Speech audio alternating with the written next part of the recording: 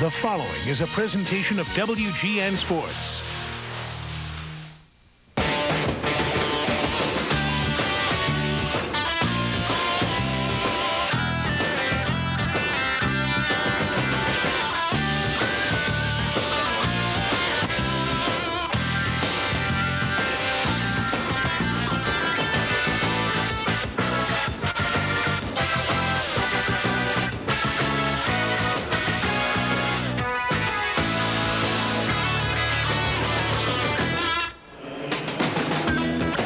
Stadium in Detroit, WGN Sports presents Chicago White Sox baseball. Tonight is Buddy Bell's Detroit Tigers versus Kevin Tapani, the Big Hurt Frank Thomas, and the Chicago White Sox. Hi, everybody, and welcome to Detroit. With Tom Paciorek, I'm Ken Harrelson. As the Sox get ready to take on the Tigers in Game 2 of this three-game set. As you know, they have won 8 in a row this year. And tonight, Kevin Tapani on the hill. Yeah, Tapani's been great against Detroit. Hawk in his last 5 starts against the Tigers. He's 5-0 with a 1.50 earned run average. Todd Von Poppel working for Detroit tonight. He's got a real bad record, a very high earned run average, and too many hits per innings pitched. All right, sit back, relax, and strap it down. And we'll be bringing you White Sox baseball when we return. Chicago White Sox baseball on WGN. Brought to you by Cold Filtered Miller Genuine Draft. Stay cool. Your local Ford dealer. See your local Ford dealer today and see why there's more to afford. Coca-Cola. Always a home run. Always Coca-Cola. Hoover. Nobody gets the dirt like Hoover. Nobody. Your Chicagoland, Northwest Indiana Toyota dealers. I love what you do for me, Toyota. Electric Avenue, Montgomery Ward, the store for great prices on brand name electronics and appliances. And by Southwest Airlines, celebrating 25 years of low fares, frequent flights, and fun. Because McDonald's new McDouble meal. I'm just gonna float around and soak this up for a while. Delicious. Tony Phillips gets set to lead off the top of the first inning here against the 24-year-old right-hander Todd Van Poppel. And since they're starting the game very quickly, we'll get to the lineups just a little bit later as that fastball throws it right by him. Tony coming in hitting at 286, 10 homers. He has knocked in 52. Tony 0 for 4 last night, and lifetime against Van Poppel, he is 3 for 14. We mentioned at the top, Sox are 8-0 against the Tigers this year. Played 4 games here. As there's a curveball, drops that one over. 340 down the left field line, 365 in left center, 440 straightaway center field, 370 in right center, and 325 down the right field line. So the Sox coming in 12 games over the 500 mark at 69 and 57, 6.5 back of Cleveland as he chops that curveball foul. But the Sox 2.5 games in front of the Baltimore Orioles in a race for the wild card. As you look at Van Poppel out of Arlington, Texas, 0-1 this year against the Sox, and in his career he is 2-2. Tigers picked him up on waivers from the Oakland Athletics. Outfield for the most part straight up as that fastball hit hard into left field. Bobby Higginson is there, makes the catch, and that's out number 1. And here's the Sox lineup sponsored by Coke. After Tony Phillips, Ray Durham hit second at second base. Frank Thomas is at first, hitting third. Cleanup man DH Harold Baines. Robin Ventura is in the 5 spot at third base, followed by right fielder Danny Tartable. Darren Lewis plays center, hits 7th. Batting 8th behind the plate is Ron Karkovice, and bringing up the rear at shortstop, Ozzie Guillen. Here's Ray Durham, and before we show you our picks to click, you at home select yours. As there's good fastball strike. Durham hitting at 286, 9 homers. He has knocked in 51. Ray 4 for 5 in the game last evening with a couple of RBIs. As this very quickly 0-2 the count. Durham 4 for 12 lifetime against Van Poppel, and 3 of them have stayed in the park. Phil Nevin to the outside.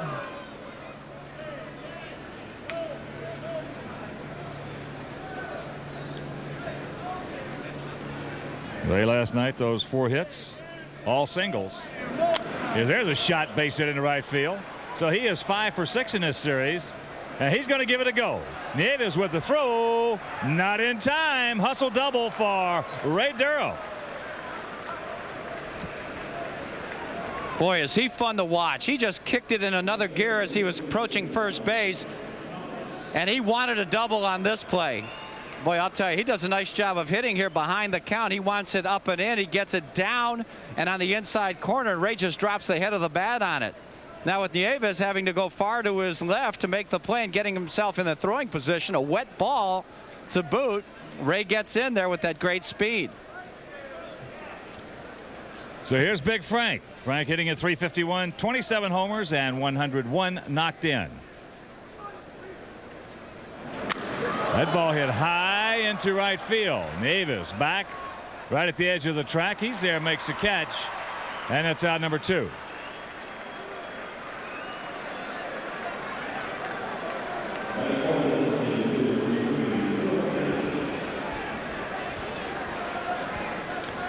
And as Harold steps in, let's check out our picks to click tonight.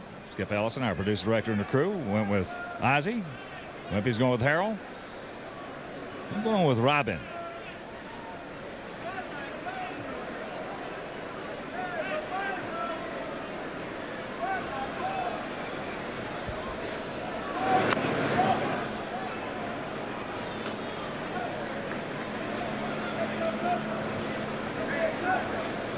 Harold hitting at .297, 20 homers, 84 RBIs. There's some gas.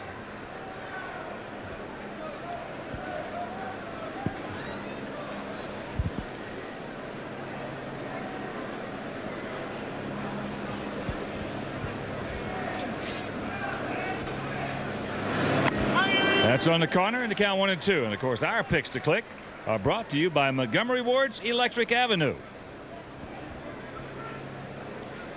Electric Avenue. Big Bob. Right. Here's the 1-2. Ball gets away from Nevin. Here comes Durham. He's going to score, and the Sox take a quick 1-0 lead. I love to watch Ray run. Well, Ray Durham's legs got the Sox the first run of this ball game. A hustle double. He moved to third on the fly out to right field, and he scores on the wild pitch by Van Poppel. I think this was a splitter. Yes, it was. Boy, just hung on to it a bit too long.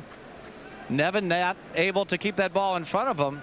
So a 2-2 pitch coming up to Harold Baines with the Sox ahead 1-0.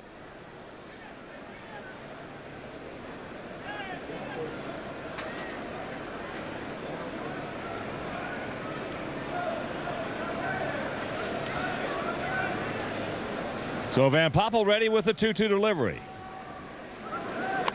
That fastball high.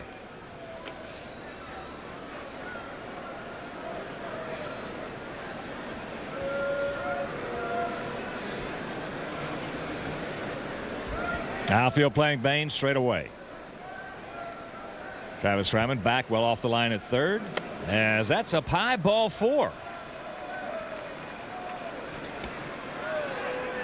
And here's the Detroit defense. Bobby Higginson plays left field. Camara Barti is in center. Nieves plays right. The infield of Fryman, Cedeno, Lewis, and Clark. How about that? They ought to explore out there.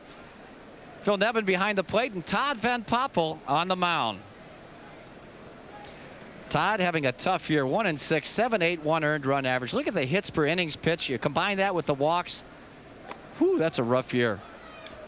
That first pitch curveball high to Ventura. Robin hitting at .287, 28 homers and 82 knocked in. Robin 2 for 5 last night with a couple of RBIs. As he falls behind Ventura, 2-0 with Danny Tartable on deck. 1-0 good guys here in the top of the first if you're just tuning in.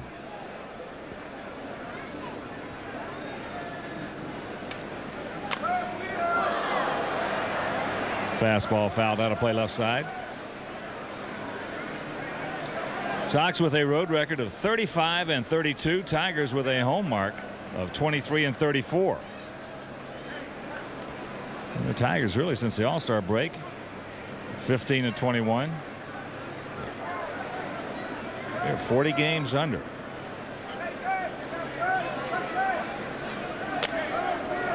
Fastball high and the count 3-1.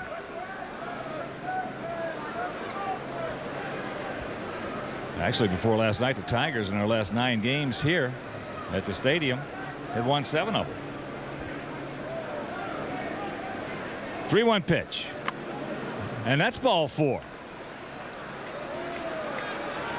And Wimpy told you that Van Poppel having a lot of control problems.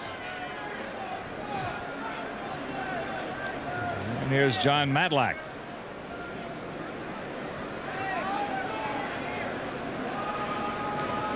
Well, Van Poppel has worked 68 innings prior to this start and has given up 92 hits, 38 walks. You're talking about 130 chances to score, and that has got to be the tops in all of baseball. And he's just been a mystery man since they signed him in 1990 out of Martin High School in Arlington, Texas.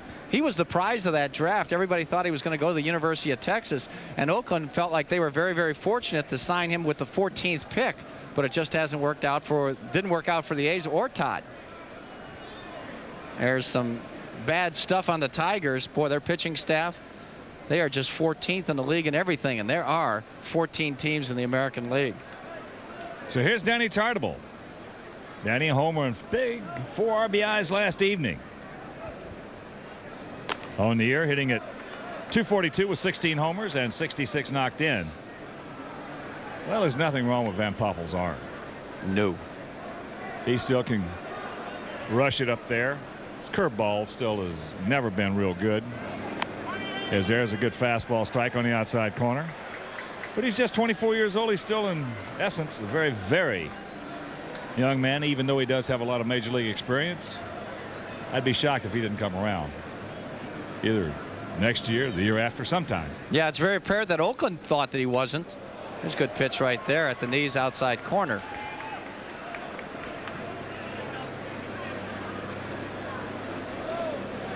You know, the one thing about Van Poppel, I don't notice much movement on his fastball, Hawk, and there's not a lot of deception in his motion either. So those are two things that don't help him out either, in addition to the fact that he's had trouble throwing strikes with that breaking ball. 1-2 pitch just off the corner. So 2 out with Baines at second, Ventura at first, and Danny's had good success against Van Poppel. Faced him 5 times, has 4 hits and 1 homer.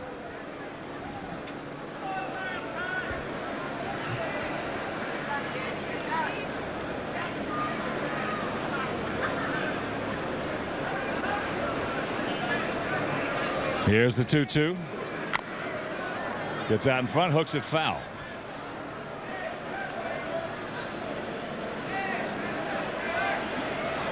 Van Poppel 18-30 in his career. Tell you what, I think it was a great gamble. Oh yeah, Tigers had nothing to lose. Great gamble. Sure. The only thing you want to do is just try to get yourself a good arm and then take a chance that your instructors can do something with him that the other ones didn't. Yeah. That's inside, full count. So 3 balls, 2 strikes, 2 out here in the top of the first. And those 2 racehorses will be in motion with the pitch. Shark cartilage. Shark cartilage leading the way at second. He strikes him out, foul tipped and hung on to by Phil Nevin, but the Sox get on the board with a run, and after having a play, it's a get guys 1 and the Tigers coming up.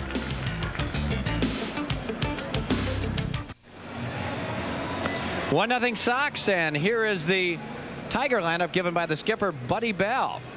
Top third has Bobby Higginson in left field, Mark Lewis at second, Travis Fryman plays at third. The middle third features DH Ruben Sierra, Tony Clark at first, Melvin Nieves in right field. Bottom third has Phil Nevin behind the plate, Andujar Cedeno at shortstop, and Kimera Barti in center. Here's the defense brought to you by Coca-Cola. That's for the Sox. Phillips, Lewis, and Tartabull in the outfield. Ventura, Guillen, Durham, and Thomas are the infielders. Ron Karkovice behind the plate. Kevin Tapani on the mound. And here's Bobby Higginson hitting at .309, 18 homers. He has knocked in 60, takes fastball strike. Bobby 1 for 4 last night, and lifetime against Tapp. He has faced him 4 times, and he's drawn the collar. Pitch low, and the count 1-1. Rocky Rowe behind the plate, Durwood Merrill at first, Dale Scott at second, and crew chief Dave Phillips at third. The men in blue tonight. There's a base hit in the hole.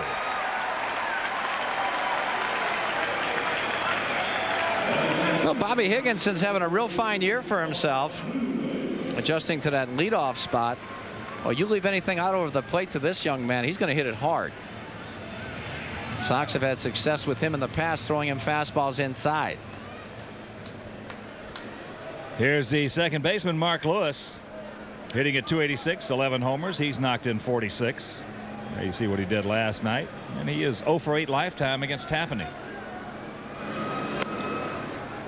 Takes ball one high.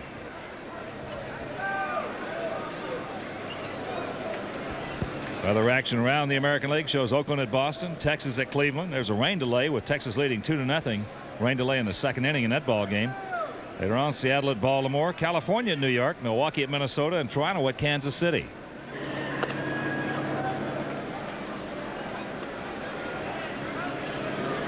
A couple of finals in the National League. Cubs beat the Fighting Fish 8-1 at Wrigley, and the Metropolitans over the Giants 7-3. 2-0 the count.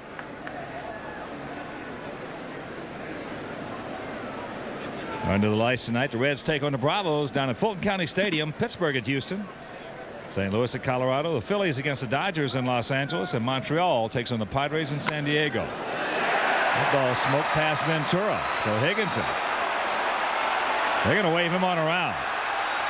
Tony gets to it. He will score, and this game is tied at 1.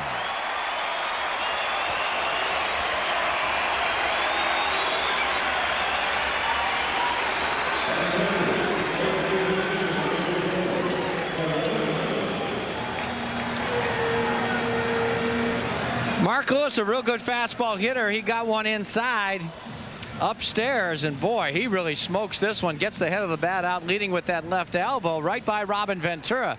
Now Tony Phillips is playing him way over in left center field, so Higginson's able to score all the way from first base real easily. So here's Travis Fryman hitting at 260, 17 homers and 79 knocked in.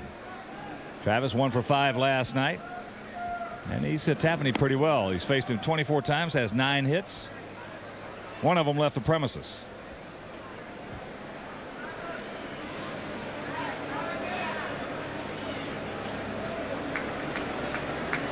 Outfield shading him to the right. Small gap in left center. There's a hopper over the head of Ventura. So Mark Lewis moves into third, and I'd like to have a mulligan on this one. Wow, boy, that was a high chopper right there. You talk about all the infields in the league really hardening up. This is the last one. A lot of topspin. Gets through there very quickly. Boy, high chopper. You don't see many of those in Detroit. Man. What's Frank Finnick doing? I don't know. I yelled at him before the game. Told him that grass was too short. What did he say? Well, can't repeat it. Here's Ruben Sierra, the DH, hitting at 257, 12 homers. He's knocked in 60. Ruben, a couple of base hits and 4 at bats last night.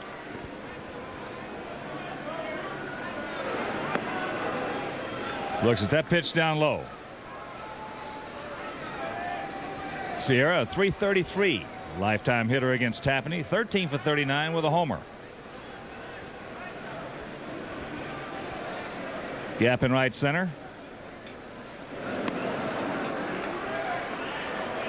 As Tap falls behind him, 2-0. Tigers trying to make some big moves, turning this personnel around, and so far they have done just that.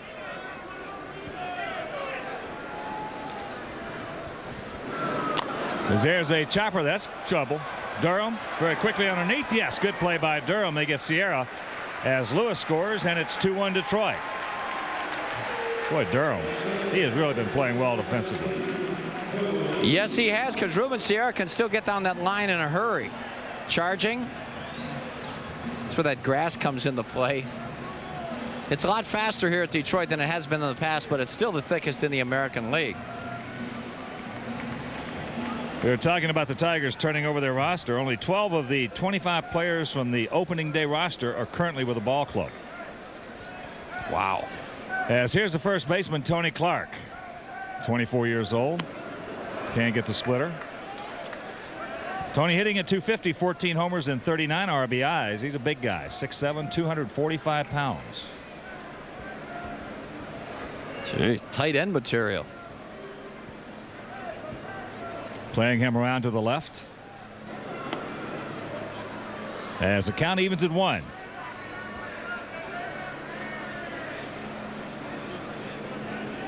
Back, continuing on with the changeover here. Todd Van Poppel last Wednesday was the 49th player to appear for the Tigers in a game this year. That's a lot. That's turning over a roster, all right. That's second to a club high 53 for the Tigers back in 19 and 12. That was your rookie year. No. Close though. 3-1 to count to Clark. Mel Nave is on deck.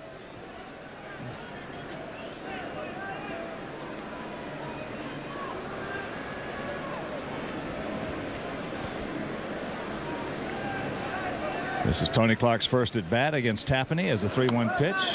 And misses the fastball.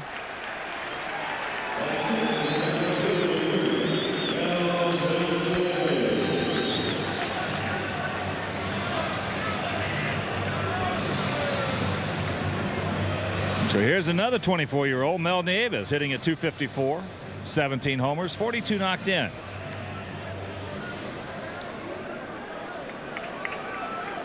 Two-1 Tigers here in the bottom of the first inning with 2 on and 1 out.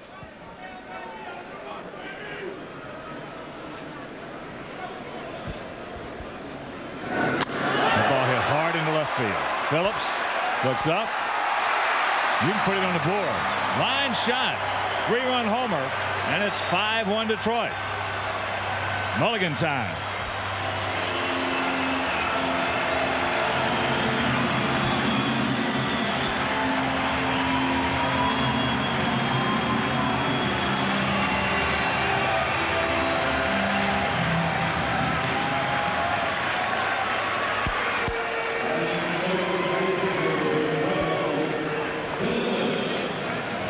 Well, fastball down, out over the plate. Nieves has got big power.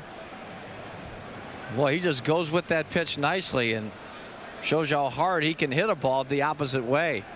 No doubt about it. Here's the catcher, Phil Nevin. Nevin just 25.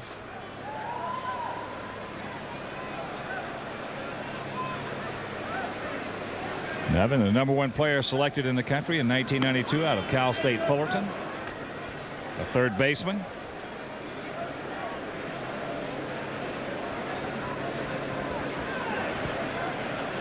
(5-1) Tigers. Man, that's Nieves' first hit and 6 at bats off Tapani. Pretty good fastball right there, and the count evens at 2.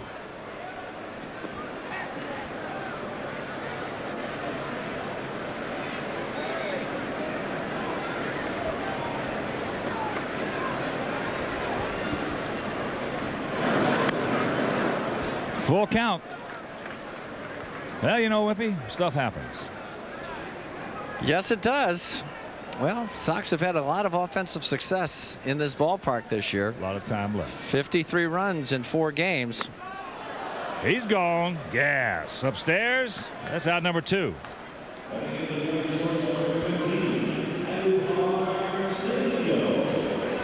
Fastball upstairs. And Nevin can't get to it. He's got that little bit of a cocking action right there, dropping his hands. Yeah. And that's, yeah, when you point that bat towards the plate, I'll tell you, it's going to take you a while to get to a high fastball. Andujar Cedeno takes up high ball 1. If he ever gets it out of a swing, he's got a chance to be a good hitter. Yeah. But he's going to have to do that. Well, I agree. But he's going to, it can be done. Sure. As the count moves to 2-0. Well, you know, when Tino Martinez came in, he did that same thing. Pointed the bat towards the plate, and he was really late on fastballs. Now he's flattening out a lot better, and Tino Martinez is one of the better hitters in the league now. That pitch popped up right side foul territory. Big Frank. And he's there to make the catch. But the Tigers put a 5 spot on the board on 4 hits, and after 1 they lead it by 4.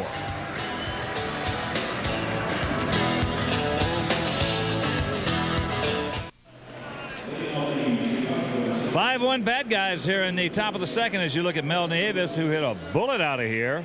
Fastball out over the plate, a line shot into the seats in left field. So for the Sox, it'll be the lower third of the order. Darren Lewis, Ron Karkovice, and Ozzie Guillen to face Todd Van Poppel.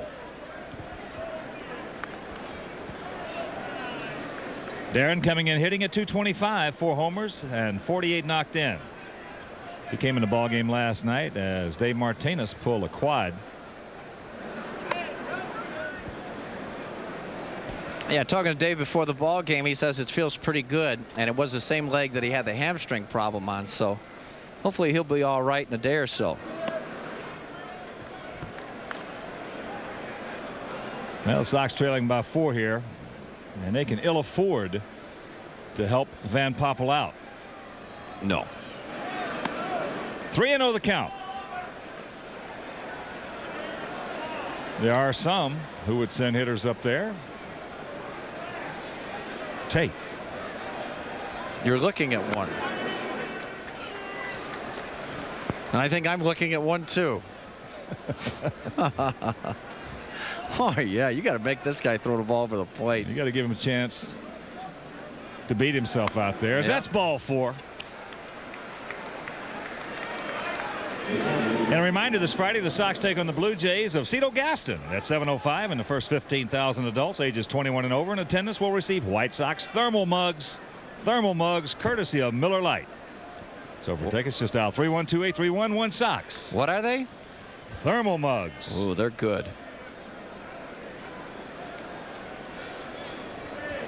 Here's Kark. Takes ball 1 high.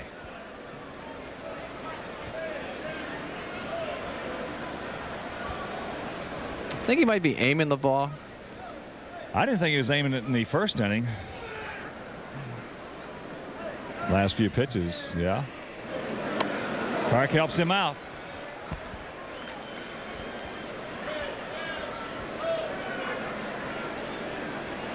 It's 1-1.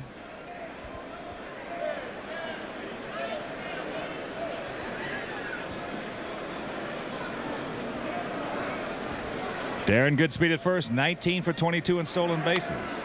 Kark. So with the count 1-2, let's pause for station identification. This is America's #1 sports station, WGN-TV, Chicago. Along with Tom Patroy, Ken Harrelson from Tiger Stadium in Detroit. Second of this 3-game set. Sox won at 12-7 last night with 7 big runs in the 9th inning. There goes Darren. There's a hard hit to Hopper. Cedeno's got it. Over to Tony Clark. And that's out number 1. So that'll bring up Ozzie, who hit a big home run last night. Put the Sox on top by 1 in the top of the 9th. And poof, here it is. Jose Lima. 2 on, nobody out. So Ozzie now with 4 homers and 40 knocked in.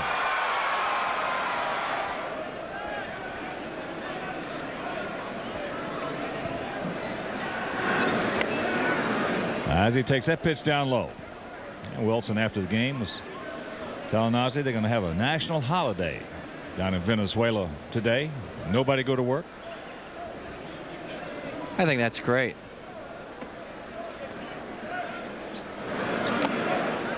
2-0 the count.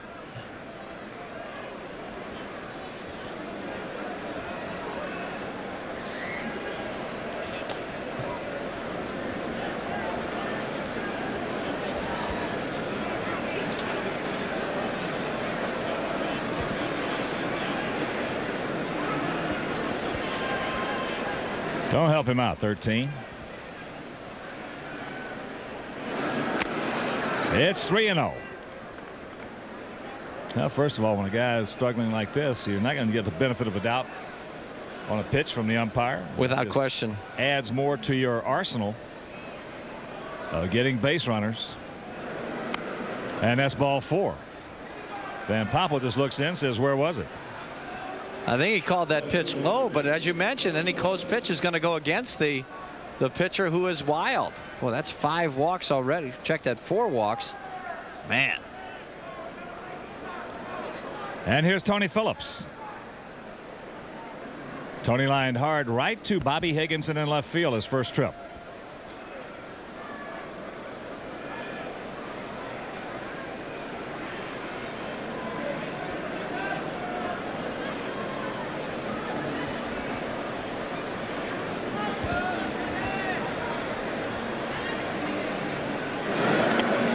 That's ball 1.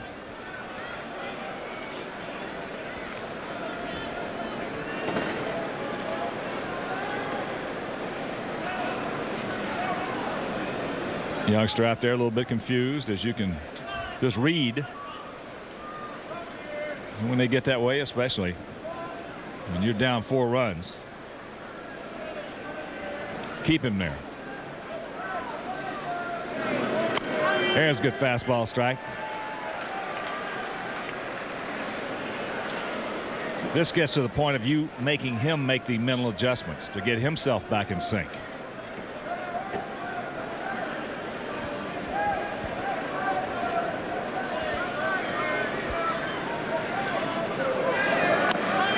Pours that one over.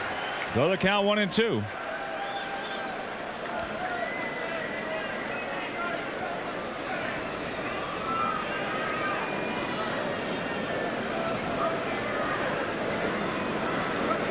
Opponents this year hitting at .331 against Todd. As Phillips will back it out. 5-4-0 for the Tigers, 1-1-0 for the Sox.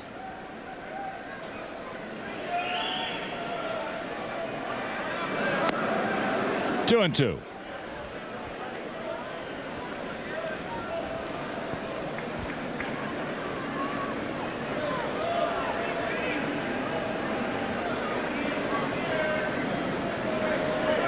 What a great article on Tony in the paper this morning by Joe Falls, veteran writer for many years yes, here in Detroit. Is. As that ball hit into right field, Nieves going back, jumps, looks up, you can't put it on the board. Yes! Fly ball hit by Tony, gets out of here in right field, and all of a sudden we got ourselves a 5-4 ball game. Absolutely unbelievable the way the ball carries in this ballpark. At Comiskey Park, I'm sure Nieves would have been standing in his tracks and had an easy play, but not so in Detroit. I tell you, you get to the summertime here, and that's why you can't afford to walk anybody in this ballpark. 2 walks and it turns into a 3-run homer in a heartbeat, even though Phillips did not hit this ball good. What is it, a 2-2 fastball, down and in, drops the head. So Tony now 11 homers, and he has knocked in 55 as Ray Durham stands in. Ray had a hustle double. Tagged and went to third on the fly ball to right by Thomas. Scored on a wild pitch.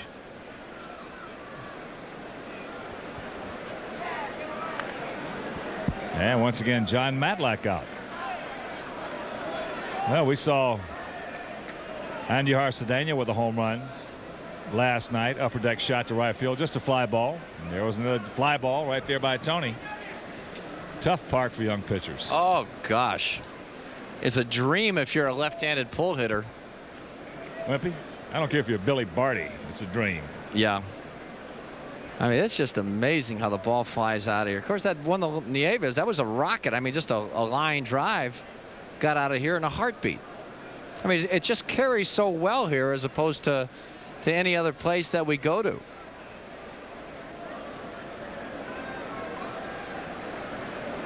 Well, Sox have hit home runs in 14 consecutive games at Detroit. We mentioned in 4 games, starting at the start of this game, 53 runs. 2-0 the count to Durham. So that double last inning by Ray is 28th of the year to go along with those 3 triples. As that fastball just does nip the outside edge of the outside corner.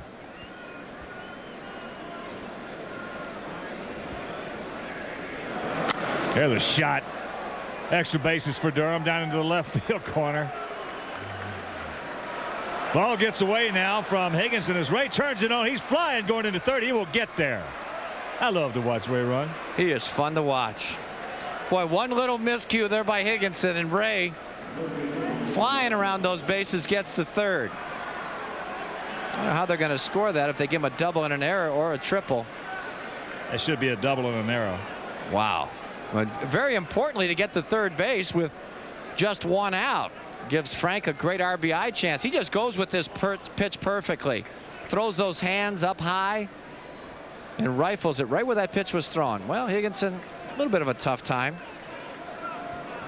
As the Tigers bring the infield in for Big Frank, who takes a fastball high. They got to be real happy, those infielders. You know, that wet grass. Yeah. Yeah. Frank. Oh, my. Well, I'll tell you. I don't know if I'd do this to those guys. He's in good shape at 2-0.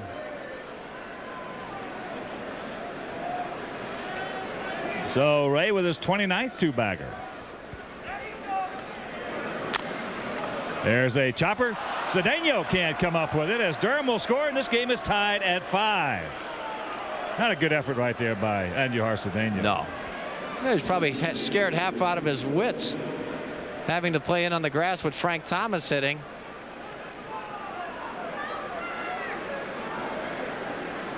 Yeah, he just didn't stick his glove down. Ball went underneath him.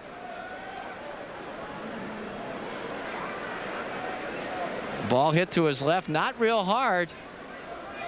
Yeah, he got that little bit of a tough hop. You know, the top spin that Frank Thomas creates is almost unbelievable. As Harrell takes a strike. Harrell drew a walk.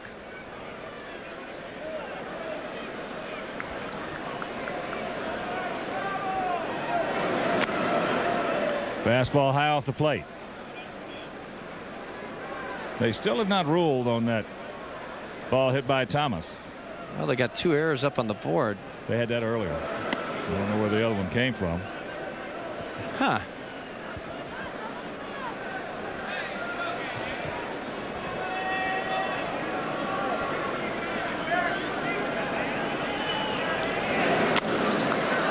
Van Poppel's got it. Cedeno as Frank gets down in a hurry. And that'll retire the side by the Sox. Come up with a 4 spot, and after an inning and a half, tied at 5. They've only got 3 hits so far. Kamara Barti leads off the Tigers' second in a 5-5 tie. Boy, Kevin Tapani's got to be feeling pretty good right now. Give up that 5 spot in the first inning. All of a sudden you come out there in the bottom of the second. You got yourself a tie ball game. As we mentioned earlier, in his last 5 starts against the Tigers, he's 5-0 with a 1.50 ERA. And 3-0 in his career right here at Tiger Stadium. So the count 1-2 to Barti. 24-year-old center fielder hitting at .252. Kamara 0 for 1 last night. They did give Frank Thomas a base hit on that, so Frank picks up his 102nd RBI as he's gone on the outside corner.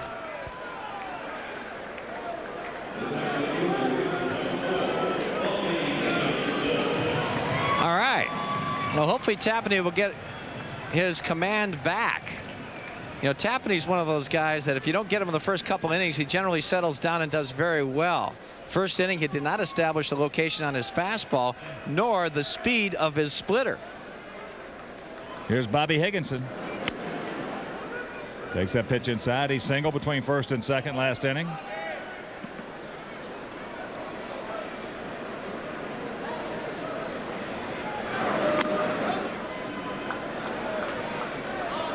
Two 2-0 the count.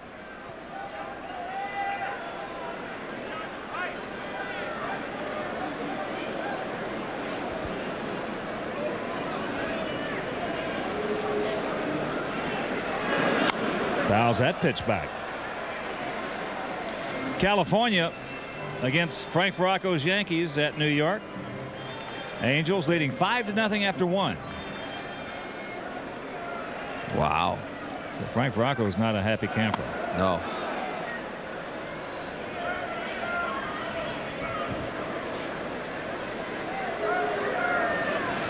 Milwaukee scored 3 in the top of the first at Minnesota. Dave Nilsson hit his 15th homer. He can hit. And as we mentioned, in the second inning at Cleveland, Texas, and the Tribe in a rain delay. The Rangers leading 2-0. There's ground ball 2. Hopper Durham's got it.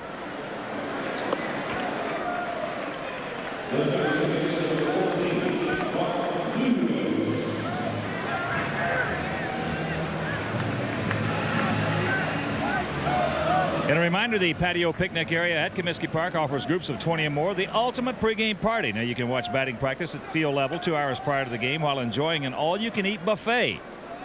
An all-you-can-eat buffet. So for more information, just dial 312-924-1000. Mark Lewis. He doubled in Higginson last inning. Mark hitting at .287 as he stands in.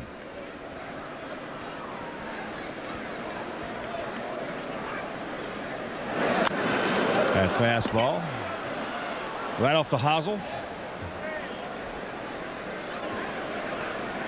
So something that you're very well aware of. Wimpy. Yes, sir. You and Buck. Ooh. I mean Buck Shank redemption. He's almost out of it right now, though. He is. Almost. Is that why he shaved his mustache? Yep. Ooh. Slider off the corner. Billy Buck, I hadn't seen him yesterday. Just shocked me when he signed. That's the way Buck looked. That was what? That was 1968. What was that? 28 years ago. That's in the hole. Ventura's got it. Gets a nice big bounce over to Big Frank. And that'll do it. A 1-2-3 inning for a tap. And after 2, tied at 5.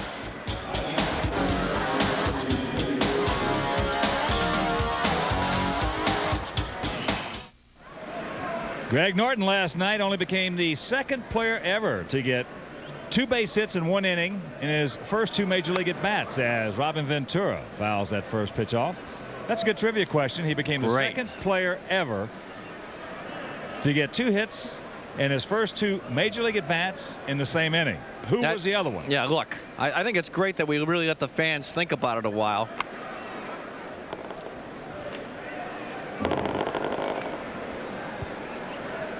One and 1 the count to Robin.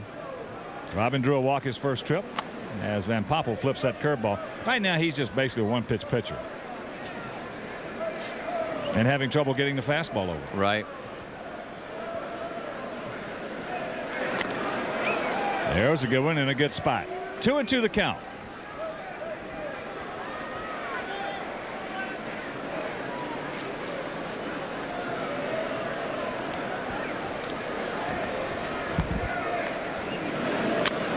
That curveball hit hard into right field. Ennis looks up. You can't put it on the board. Yes. Solo shot for Ventura, his 29th of the year, and the Sox lead at 6-5. Another flipper.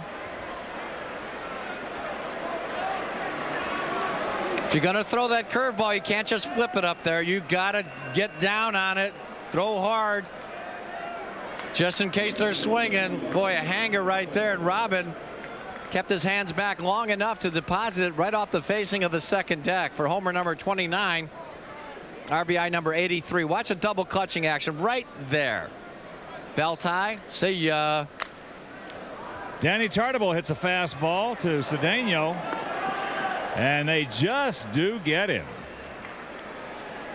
Boy, he is very much a nonchalant shortstop. Yes, he is. Tell you what, I like that Chris Gomez they used to have over here. There's a curve. That's a hanger. That's a roller. A lot of guys are going to hit that one hard, especially a good hitter like Ventura. Bang.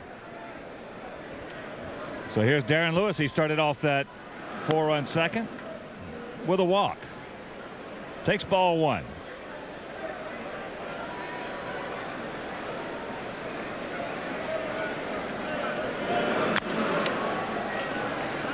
Cedeno. 2 gone.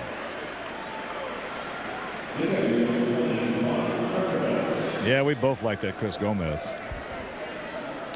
It just looked like he was just ready to break out. And of course, maybe the Tigers just felt like he would never break out in a Tiger uniform. So here's Karkovice. Clark grounded to Cedeno his first trip, checks it up and takes strike one on the fastball.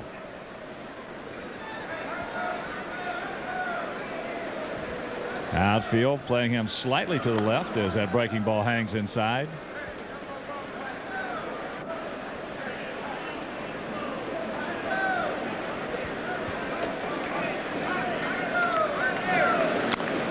Another hanger right there. That's bobbled by Fryman. Picks it up, guns over to first base in time.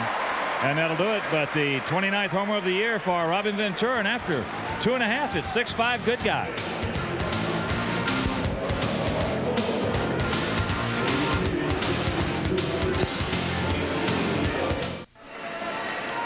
There's the clean-shaven Billy Buck. He's about 22 years old over there. Yeah, he was 18 when he first signed with the Dodgers. We called him Alfalfa. 6-5 Sox here in the bottom of the third. Travis Fryman takes strike one on the outside corner. Travis hit a chopper right over the outstretched glove of Robin Ventura and later scored in the first inning. Out of Lexington, Kentucky. Fouls that pitch down and the count 0-2. Had an email, I believe it was from Gary from Chicago, talking about he got the tail end of our conversation. We were talking about guys who got the pinky after making outs. Right. And of course, Wimpy and I both were in agreement that probably Ron Fairley was maybe among the all-time greats, if not the #1. Yeah. And Billy Buck's got to be up in there. He's in my top 5. Yeah. Guys that come back to that dugout or go up in the runway or go up in the clubhouse. And I just thought of another one. Real good one. Steve Stax. Saxy. Saxy. I love Saxy. If he's watching. Yeah, he could go ballistic. Oh, man. Really funny. I'll tell you, that Paul O'Neill from the Yankees is pretty good, too. Yes.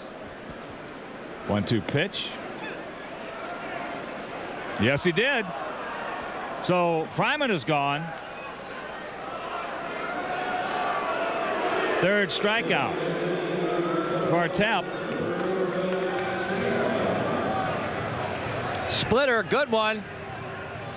He went. Yeah, he did.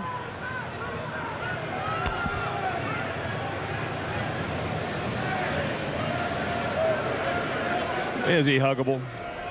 Yes, he is. He's lovable. Trying to explain his call as here's Ruben Sierra.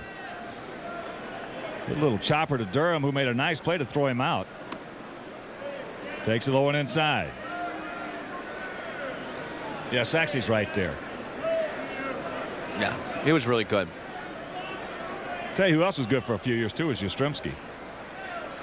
Wow. There's a chopper. Get over there, Tap. He is. And that is 7 in a row retired by Kevin. All right.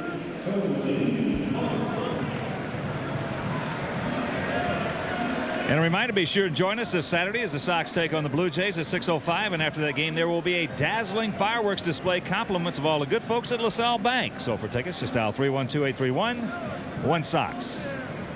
Fireworks at Comiskey Park, absolutely the best.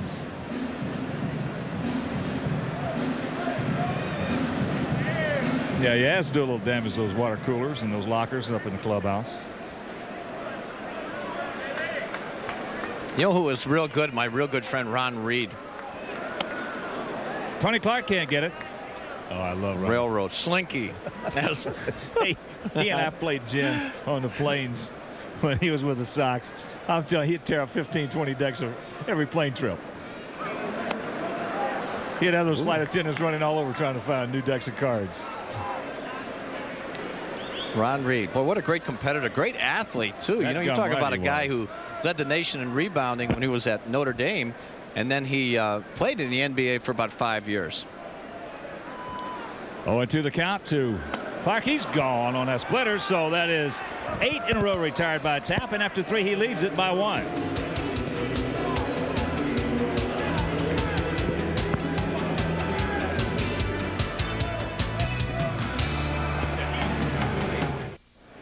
As you peruse our Southwest Airlines tail of the tape here in the top of the 4th, Ozzie will lead it off against Tide Van Poppel. Fouls that one straight back above us. Ozzie walked and scored in the 2nd. You're joining us late. Sox with 1 in the 1st. Tigers with 5 in the 1st. Sox with 4 in the 2nd to tie it. And the 29th homer of the year by Robin Ventura last inning. The 1-run lead.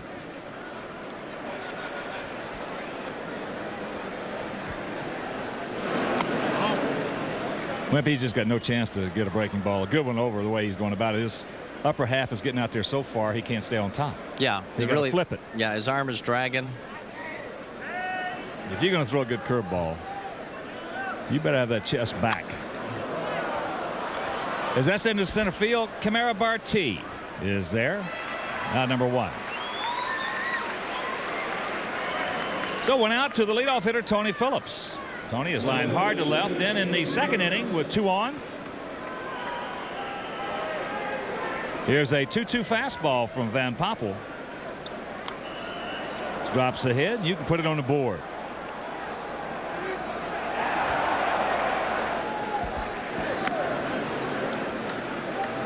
Tony takes ball 1. Yeah, from a pitching standpoint, Ron Reed had to be one of the biggest pinkies in the game. Oh, yeah. He and his lovely wife Julie, great people, living down in Atlanta. There's a curveball. Stayed back a little better on that one. 1-1 the count. Well, he's a pretty good golfer. Yes, he is. Plays every day.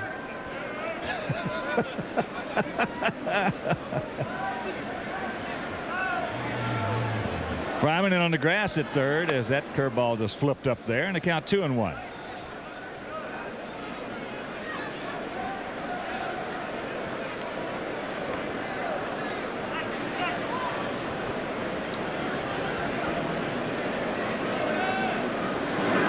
Fastball. Higginson giving chase. He's there now, slips, recovers, makes the catch. Nice recovery by Bobby Higginson for out number 2. And a reminder, this copyrighted telecast is presented by authority of the Chicago White Sox and may not be reproduced or retransmitted in any form without the express written consent of the Chicago White Sox. Oh, the balls, when they're hit towards the lines here at Tiger Stadium, they will come back towards fair territory. Bobby Higginson almost overran that, and on the wet field almost fell down too in the process. Ray Durham gets first ball fastball, pops it up. Ray was 2 for 2, 2 doubles. As Mark Lewis surrounds that one, hauls it in. So a 1-2-3 inning for Tide Van Poppel, and after 3.5, it's the Sox by 1.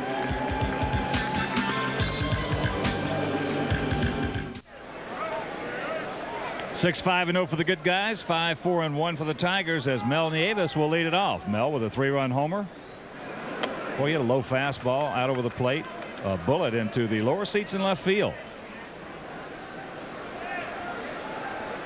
Mel, who was 1 for 4 last night, just coming off the DL, and prior to coming off the DL, and the 15 games prior to going on the DL, he had 8 homers and 15 RBIs. That's good. The dreaded oblique muscle. Splitter got it up, and the count 1-2.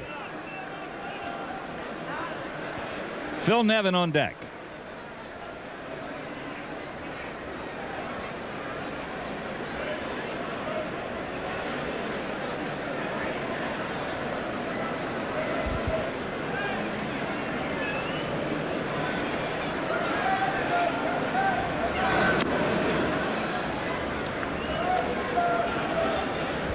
Real slow splitter now, Tap.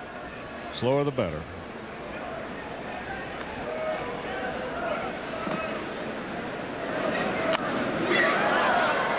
Davis fouls that pitch off, so the count hangs at 2-2.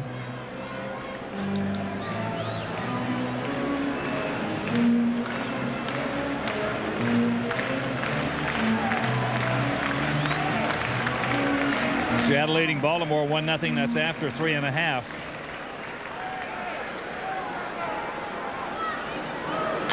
So here's a ground ball. 3-hopper. Ray's got it. And that's out number 1. And right now let's take a look at who's cleaning up in baseball, brought to you by Hoover. The Texas Ranger defense is sucking up everything hit their way like a vacuum cleaner by Hoover. Now last night the Texas Rangers set an American League record with their 15th consecutive errorless game. Tonight Texas could tie the Major League record set by the 1992 Cardinals, and that has been one of the huge differences in the play of the Rangers in '96. Defense. Or Rusty Greer, Darrell Hamilton.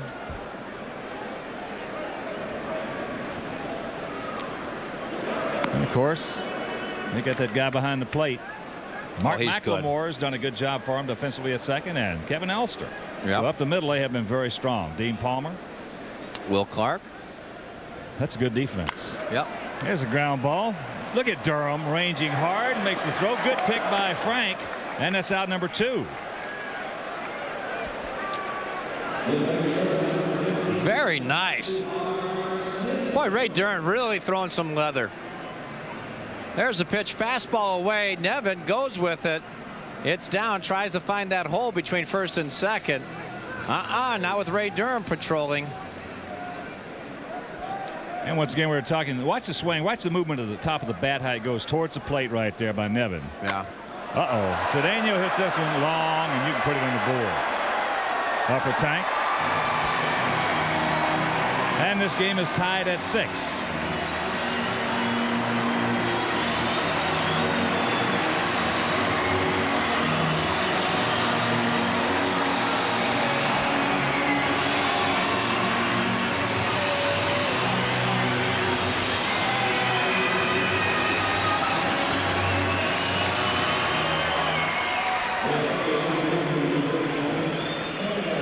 He got a high fastball right there, and Tony Phillips never even moved.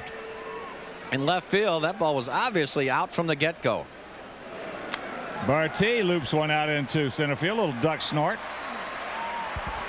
So outstanding speed aboard in Camara Barty.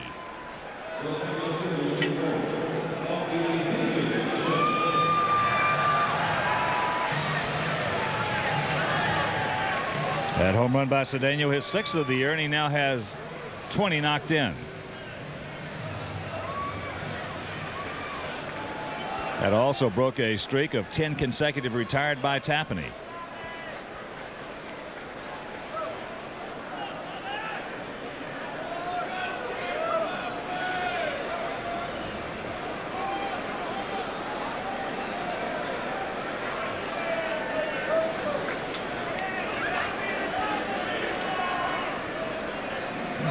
Bobby Higginson 1 for 2. Good splitter right there. Stayed on top, took a little something off, and had great movement.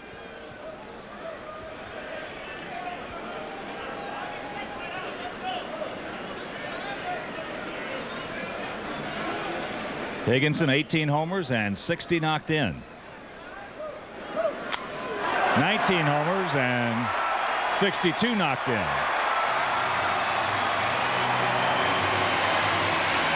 8-6 Tigers.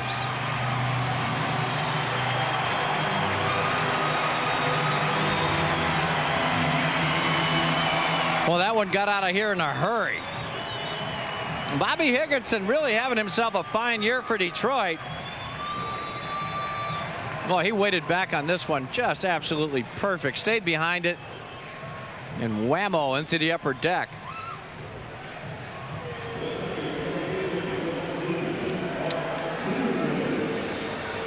Splitter too hard. Just rolling up there a little bit. No movement downward. After the previous one, he took a lot off, had a good one. That one really looked too much like his fastball. Here's Mark Lewis. RBI double, and he's grounded to third. Well, this is the first time, as we had talked about earlier, that all year that Tapani has worked on 3 days rest, and you would think with Tapani and that splitter that it might do him some good, but it has not proven the case so far tonight. And that's what will happen. It'll either do him some good and or he'll feel a little tired and try to overthrow the splitter. And he hadn't fooled a lot of them. Giving up 3 homers, 8 earned runs. Yeah, and guys are making real good swings at him too. When he doesn't throw the real slow splitter tonight, getting him out front, they've been getting some great hacks up at the plate. Activity now. Scott Ruffcorn just starts to loosen up.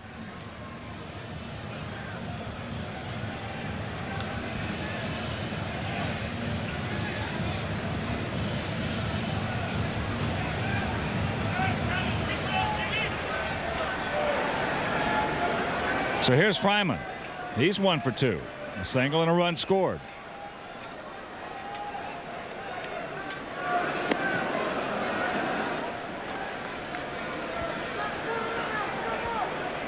Eight 8-0 for the Tigers. 6-5-0 for the Sox.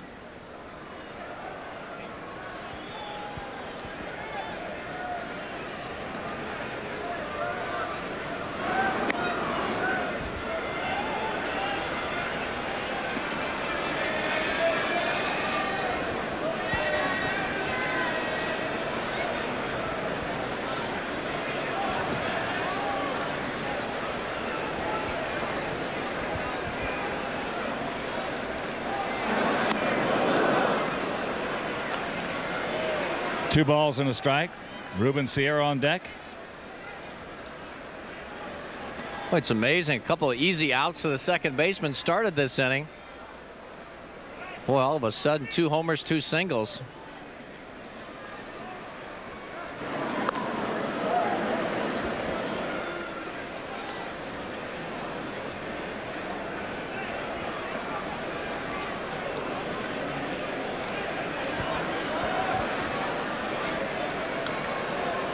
Lewis, just a normal lead at first as he jams him with a fastball.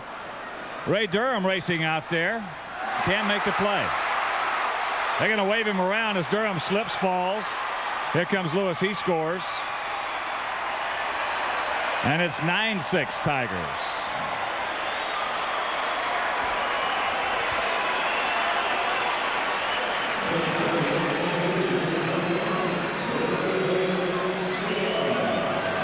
Ray got there. He got there in plenty of time to make the play. Watch him right here. Now he's got to make it a little bit over his shoulder. Sticks the glove up in front of his face. Not able to make the play. And then he falls down to compound the problem. And Fryman goes all the way to third. We'll see how they score that.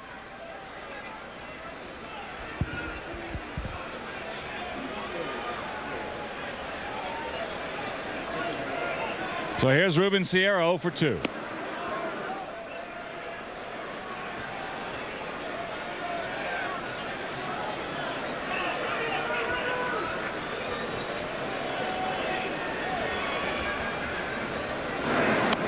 Fastball. 1-1 the count to Ruben Sierra.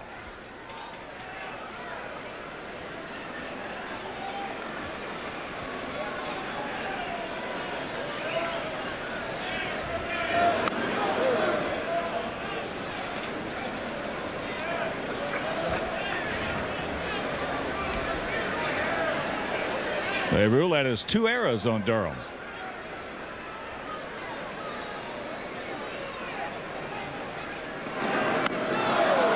High hard splitter.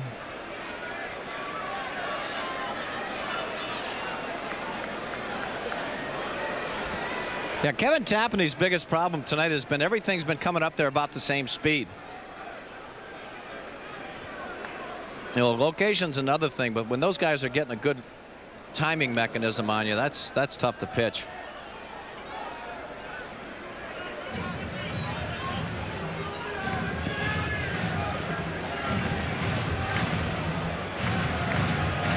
Tigers with 5 in the first, 4 here in the fourth. Sox with 1 in the first, 4 in the second, 1 in the third. And the payoff pitch. There's a splitter. 2 hopper. Durham's got it. And that'll retire the side, but a big 4 spot. And after 4, it's the Tigers by 3.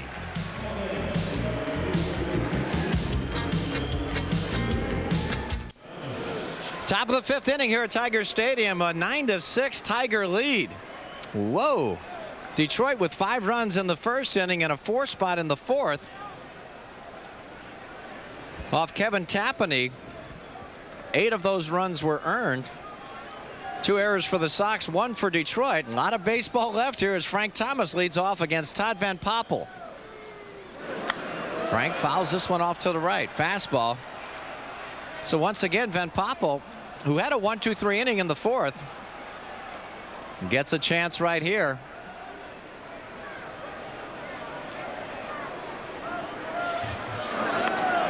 That pitch misses down low. 1-1 on the Big Hurt. Frank, his last time up, got a single and an RBI. That's number 102 on the season for the curveball. That misses. 2-1. No activity in either bullpen. 15 runs in the first 4 innings of this contest. Frank, base hit up the middle, got a fastball, hammered it. So here come the Sox. Frank Thomas now 2 for 3 in this ball game, and that'll bring up Harold Baines. Robin Ventura to follow.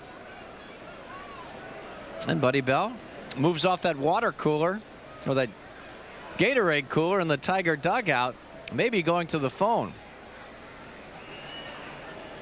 Nope, not yet. Harold Baines, the hitter. Ooh, laser right on the outside corner. Good pitch by Van Poppel. Harold walked in the first inning and into a 1-6-3 double play that ended the second. So Harold hitting at 297, 20 long ones, and 84 driven in on the season. Pitch, tried the backdoor. The curveball misses outside. Tiger Stadium dimensions, 340 down the line and left, 365 in the power alley left center. Goes out to 400 very abruptly. 440 to dead center. No, fish ain't biting. 2-1 on Harold. Just to the right of center, it's 415. Then it goes to 370 in the power alley in right center, and just 325 down the line and right, and that is a very short 325.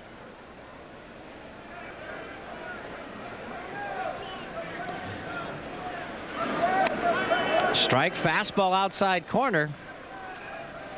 So Van Poppel back even in the count at 2-2.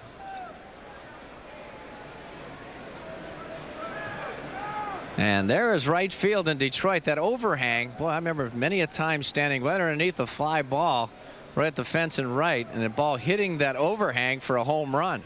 Very impressive. There's a shot, fair ball by Clark. Here goes Frank Thomas to third. Harold on his way to second. The throw not in time. So Baines with a double, and here come the Sox again. 2 runners in scoring position for Robin Ventura.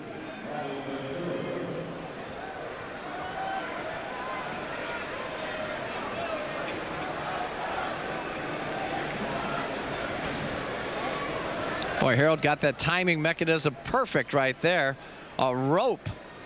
Tony Clark was playing, holding Frank Thomas on the base. He was right there, but he couldn't get his glove down in time. So here's Robin with a homer and a walk tonight. There is activity. Richie Lewis, right-hander, warming up for Detroit in their bullpen.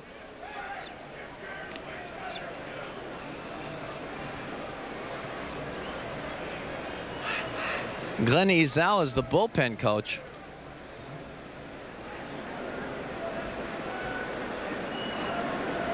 So Van Poppel has given up his 7th hit. 2 consecutive to the 3 and 4 hitters in the Sox lineup. And Robin, who had a curveball out of here his last time up. He's a 289 hitter as he stands in there. 29 homers, 83 driven in. First ball, fastball misses up and away.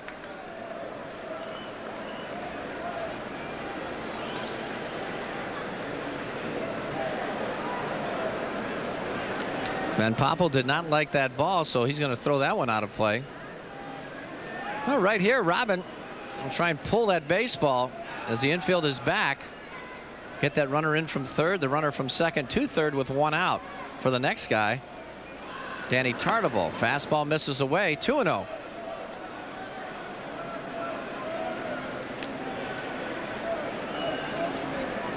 So Robin sitting up there nicely with a 2-0 pitch coming up.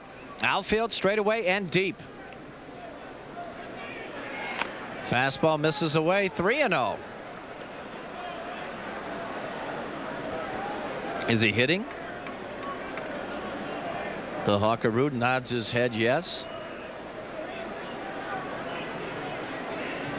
Sox trailing by 3. And he walked him.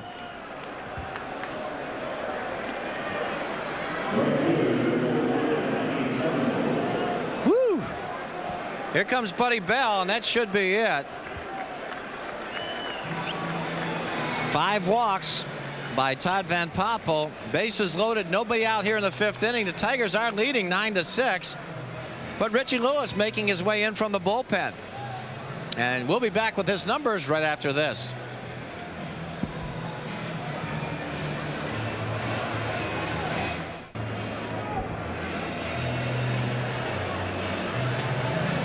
Nine-6 Tigers, top of the 5th inning from Detroit, but the Sox have a runner at every base. Todd Van Poppel leaves after 4+ innings of work and gives way to Richie Lewis. Lewis on the season 3-6, 3.99 earned run average in 52 appearances. He has 2 saves. Not too shabby. 59 hits in 70 innings. That's good, but he's walked 52. That's way too many. 61 strikeouts, especially in this place right here. Man, that is tough. So Lewis's last outing was Saturday. No decision against the Indians. And he'll face Danny Tartabull.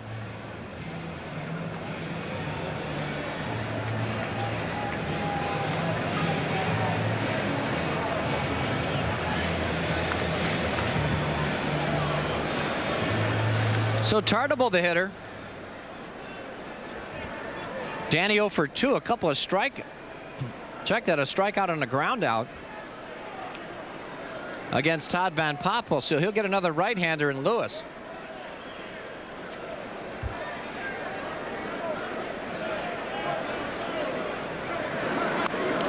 There's a slider up high. So the very important first pitch to Tartabull is a ball. Well, the Tigers, that pitching, of course, they're last in the league in hitting, last in pitching, and last in defense. That means you're 40 games under 500. Another high slider. 2-0 to Tartabull. And the runners are Frank Thomas at third, Harold Baines at second, Robin Ventura at first. That is not exactly your 440 relay team. Well, hopefully Danny will hit a gapper right here and score him. Fastball inside corner, strike 1. Lewis got a pretty fair fastball, above average. And that hard breaking stuff, curve, slider.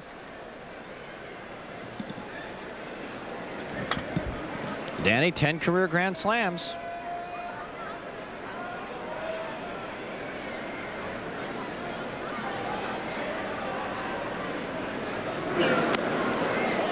And that misses. So Tartabull sitting up there very nicely at 3-1.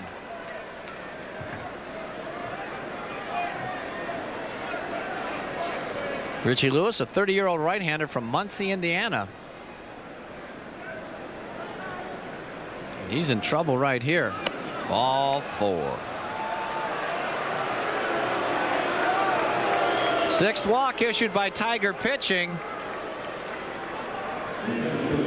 So it's now a 9-7 ball game with Darren Lewis coming to the plate.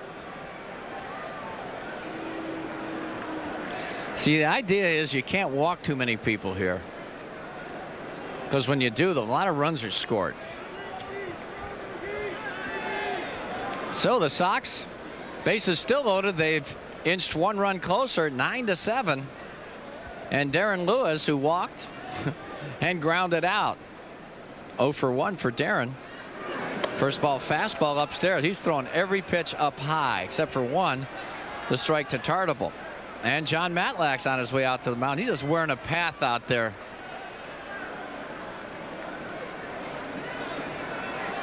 This season.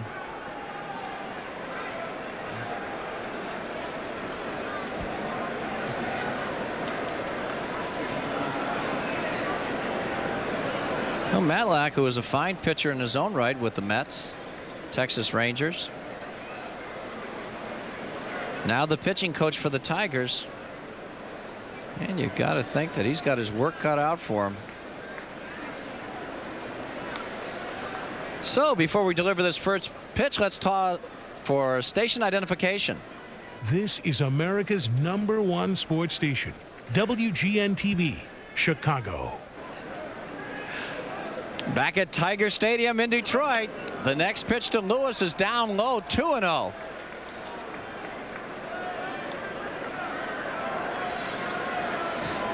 With Ken Harrelson. This is Tom Pachork from Tiger Stadium in Detroit. 2-0 to Darren Lewis.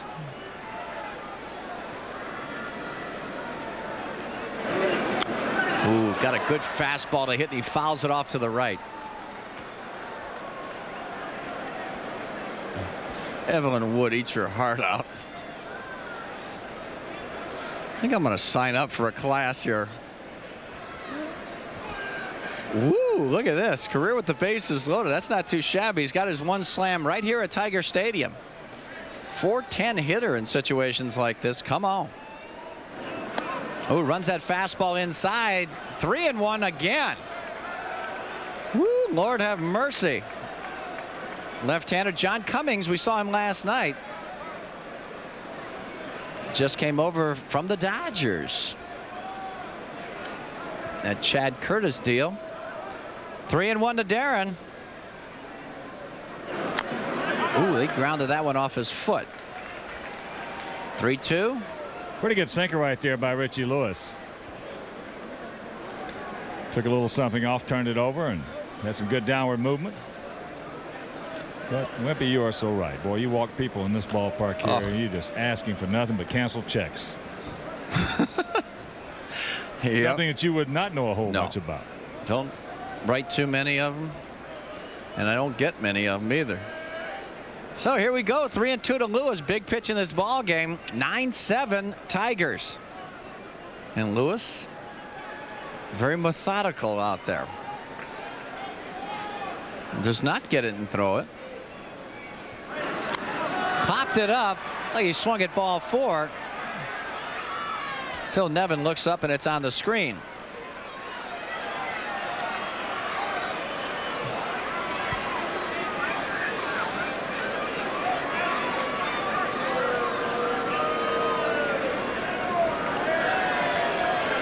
A sock on every sack. Baines, Ventura, and Tartable.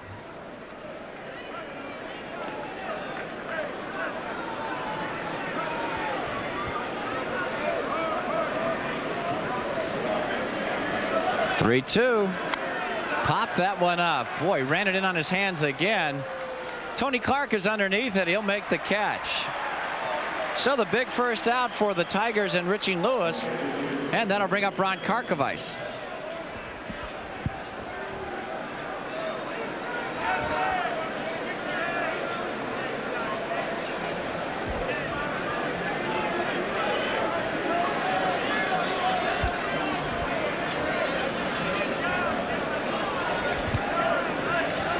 So Kark, a couple of ground outs, and that's exactly what Richie Lewis wants to throw right here, a ground ball. Get out of this inning with just one run. Bases loaded, 1 out now as he fires a slider that misses up high. Every slider he's thrown has been a hanger. Up above the strike zone, actually. No swings by Sox hitters. Ozzie Guillen is on deck.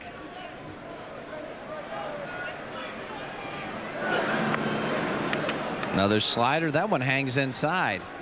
2-0 on Karkovice. He's got to throw him center cut fastball right here, doesn't he?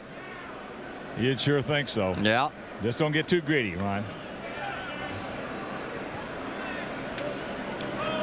2-0 pitch. There's a drive to center field. Bartia's right there to make the catch, and here comes Harold. The throw's offline. He'll score. It's a 9-8 ball game.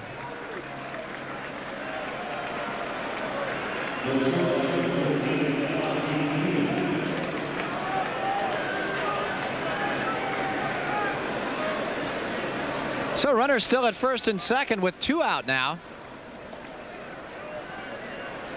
And then it'll bring up Ozzie. For Karkovice, that's RBI number 37 on the season. 9-8 Detroit.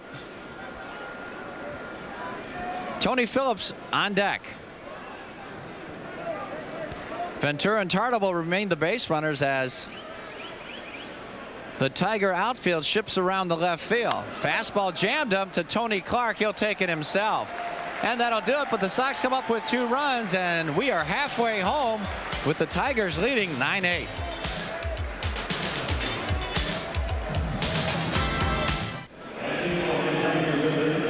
Bottom of the 5th inning here from Detroit. 9-8 Tigers.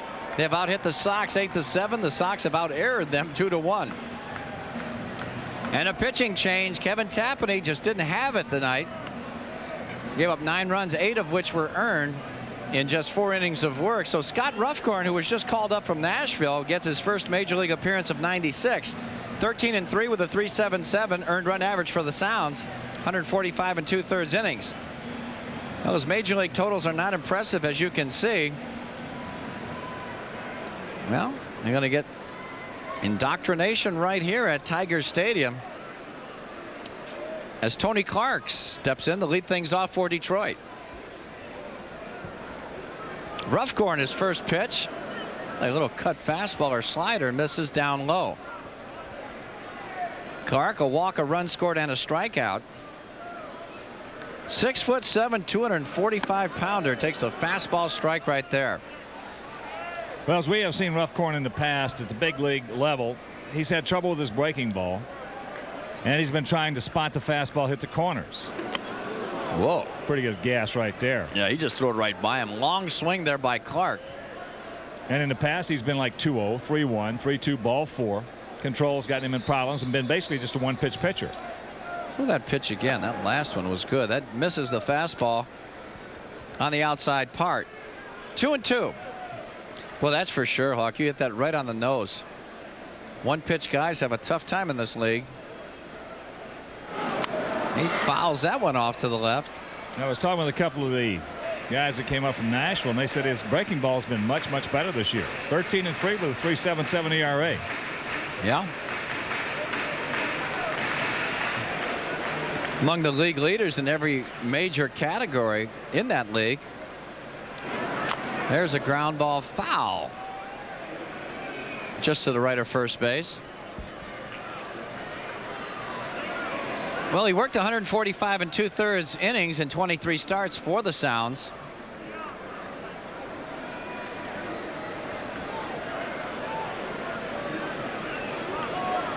Over his last 8 starts was 6-0 with a 2.6 earned run average. There's a shot. Wow, nice play by Durham. And he throws him out. Hang with him for Clark. I think the biggest thing that Ruffcorn's going to have to overcome right now is simply the fact of just thinking or getting a little confidence to the point he thinks he can pitch in the big leagues. Yeah. I think you can say the same thing for Tiger starter Todd Van Poppel.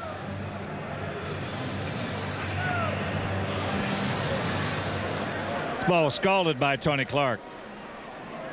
Man. Tough to hit a ground ball any harder than that. Almost in self-defense, Ray caught that one.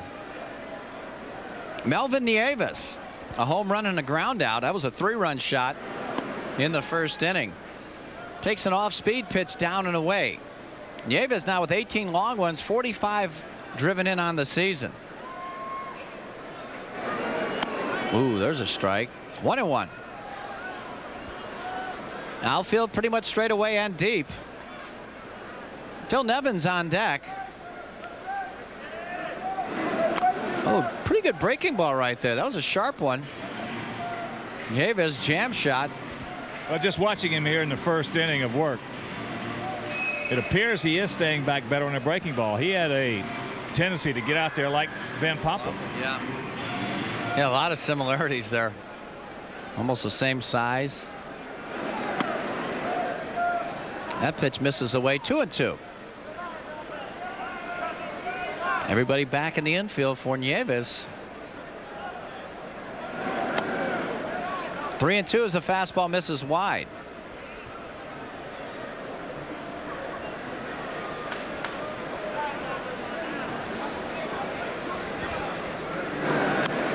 Breaking ball.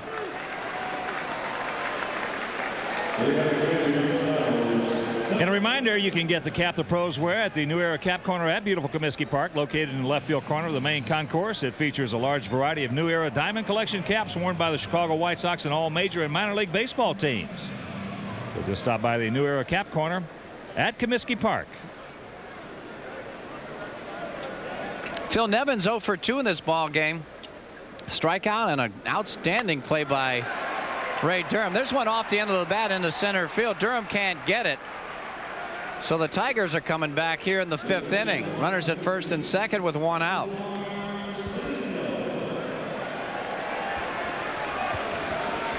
As Webby mentioned, he caught this one off the end of the bat. But watch once again that movement where the head of the bat goes towards the plate. As we've talked about, I've seen guys with that in the past. They got rid of it and became real good hitters. In fact, we had a outfielder on our club a few years back, Wimpy, Darrell Boston. And he didn't do it with the head of the bat. He did it with his hands. He moved his hands out towards the plate. And that's one reason Darrell always had problems with the good fastballs in the middle end. Yeah, he was an off-speed hitter. Well, you know, going back with Nevin, he was a college player of the year, I believe. #1 pick in the entire draft. And, you know, he was used to hitting with that aluminum bat and seeing almost nothing but breaking balls probably during his college career. And that approach right there, cocking the bat in that manner, probably gave him a lot of power against the off-speed stuff. Right now, he's got to be able to dial it up for that heater, and doesn't look like he can do it. Cedeno homered to left. That was an upper deck shot his last time up. Rick Salver warming up for the Sox in earnest. Breaking ball. 2-0.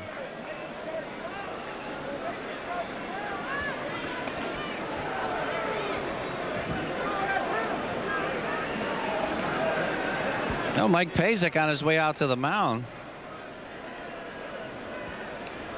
Well, certainly Cedeno appears to be a real good fastball hitter. They started him off with 2 breaking pitches and missed with both of them. So now he even becomes a better fastball hitter. Becomes an outstanding fastball hitter, even though he's hitting just 219. He got a high one from Tapani, and he hit it out of there. So he's going to gear it up by putting that lead weight on his bat. That's what he did his last time up against Tapani in the 4th inning. 2 out. That was a splitter, wasn't it? That was just a real bad splitter. You know, when you can't tell the difference between Kevin Tapani's splitter and his fastball, he's in big trouble. That really was. That was just a hanging split finger pitch that a lot of guys are going to hit out of the ballpark. Well, the best success we've seen him have all year long consistently has been when we took a lot off of it. Absolutely. Just like Jack McDowell. Jack, well, when he had his great games, there was a big difference between his fastball and his splitter velocity wise. As Cedeno got a good pitch to hit and fouls it back.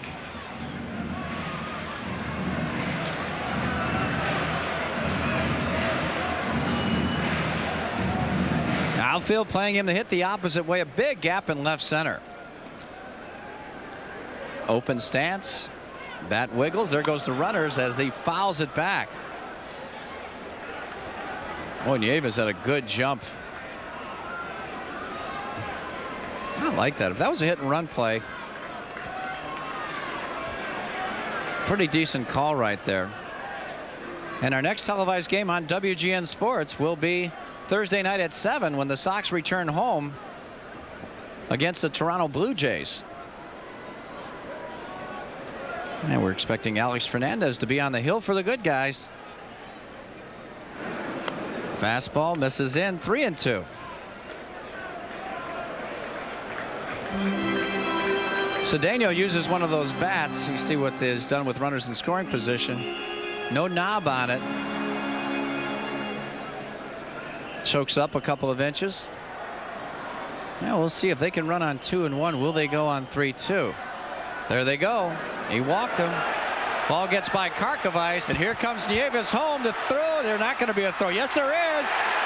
And he is in there safely. So with the runners in motion,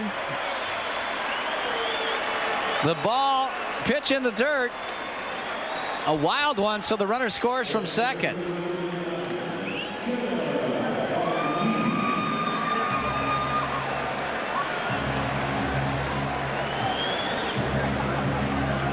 Slider.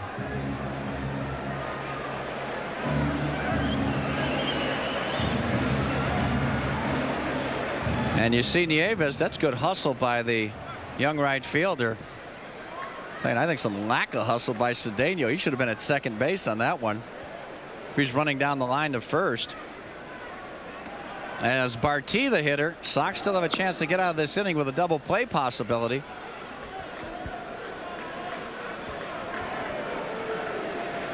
Another slider misses away.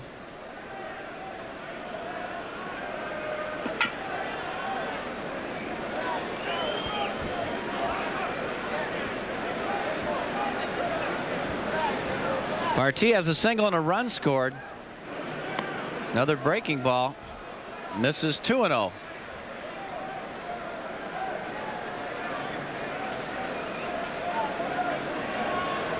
I don't know, all of a sudden Scott Ruffcorn has turned into a breaking ball pitcher. I don't think Terry Bevington likes it either.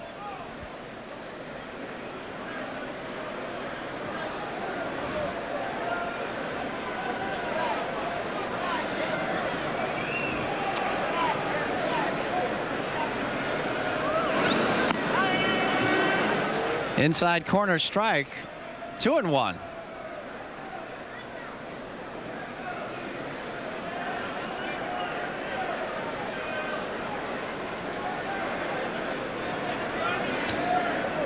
Ventura, a couple steps in front of the bag at third, not quite on the grass. Everybody else in double play position as they fake to third.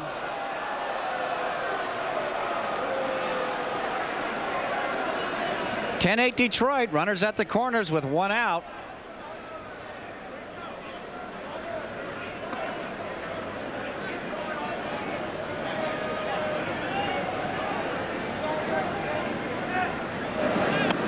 Threw that one by him. 2-2.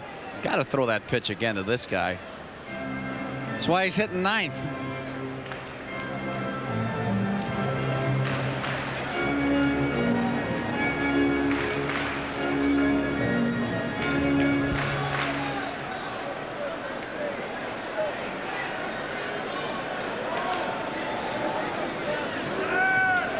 Here's the 2-2.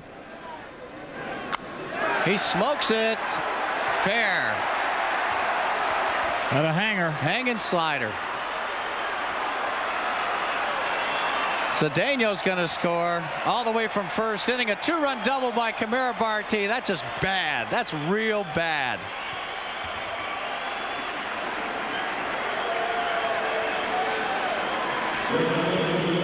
You do not try and trick the number 9 hitters in the lineup.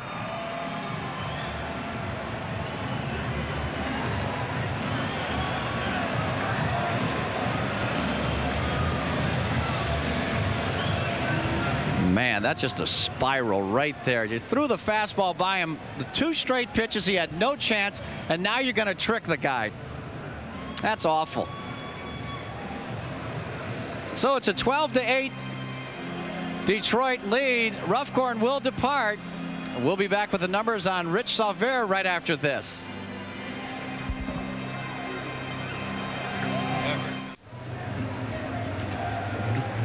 (12-8) Tigers now in the bottom of the 5th inning. And the Sox go to the bullpen one more time. They bring out Rich Salver, the left-hander. No record, 6.75 earned run average in 2 relief appearances since his recall from Nashville. Rich has worked an inning and a third, 1 earned run, 2 walks, and he hasn't struck anybody out. Last night he pitched a 1-hitter and he walked him. So. And while we have a moment, a reminder, the first 20,000 fans attending this Sunday Sox game against the Blue Jays will receive the second in a series of Ameritech Nostalgic phone cards. Now, card number 2 features former Sox great Orestes Miniminoso. So for tickets to that 105 game, just dial 312-831-1-SOX. Well, Tiger fans haven't had much to cheer about all season long, so they're going to make the most of this moment. They will rock you. So Barty, the runner at second base with 1 out. 3 runs in for Detroit. He's got speed. You got to watch him. Big slurve misses to Bobby Higginson. Mark Lewis on deck.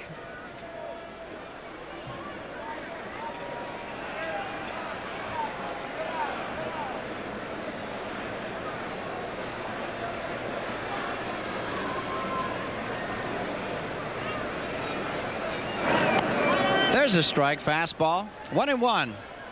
Higginson homered his last time up. That was a 2-run shot. Bobby now 2 for 3 in this ball game. He has also scored a couple. Kimera Barty, runner at second base.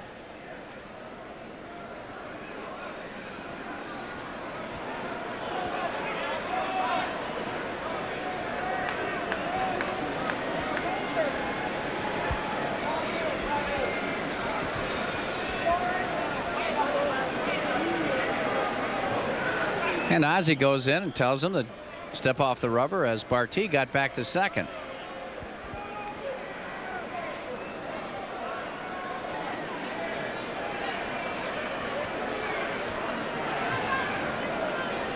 Appears to be no wind as Old Glory standing hanging limp in center field.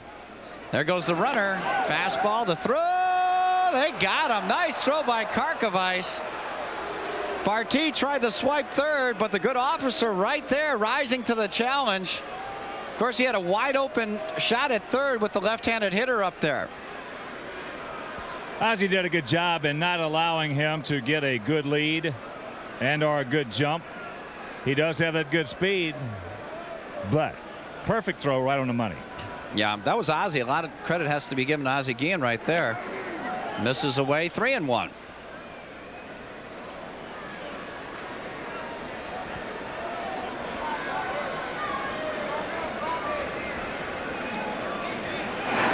There's a fastball grounded foul at home plate.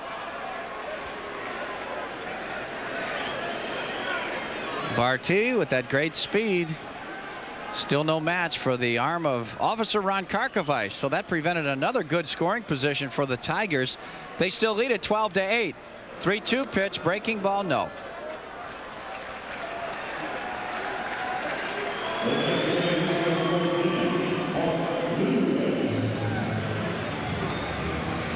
Well, Scott Ruffcorn started this inning. He got a ground ball out from Tony Clark.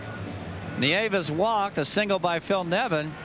Andujar Cedeno walked, and Kimera Barty doubled home the 2 runs. One of them scoring on the wild pitch, the first one. Yeah, that's Nieves. right. That's right. Nieves scored on that wild pitch on the walk to Cedeno.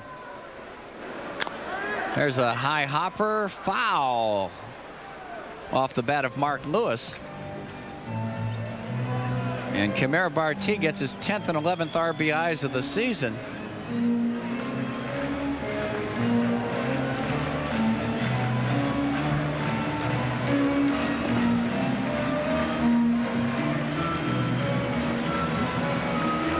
So Mark Lewis, 1 strike pitch coming up. Travis Fryman is on deck. We're in the bottom of the 5th. There's a breaking ball strike right there. Alan Levine warming up for the Sox in the bullpen. Right-hander.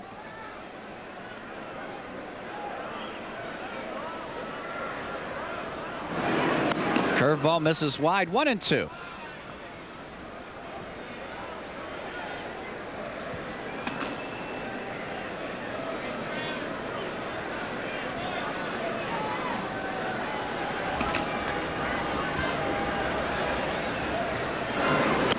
He got him on a changeup. Man, that'll do it, but not before the Tigers put 3 more runs on the board.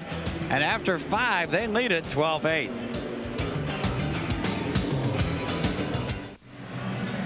That's the bad news here in the top of the 6th inning. Good news is there's 4 more pops at them. 12-10-1 for the Tigers, 8-7-2 for the good guys. It'll be the top of the order. Tony Phillips, Ray Durham, and Big Frank Thomas to face Richie Lewis. Tony 1 for 3 in this game, had a 3-run homer in the second. So not a pitching masterpiece here tonight at Tiger Stadium. Sox with a run in the first inning. Tigers came right back with 5 in the first. Sox tied it up with 4 in the second. Took the lead in the third with 1.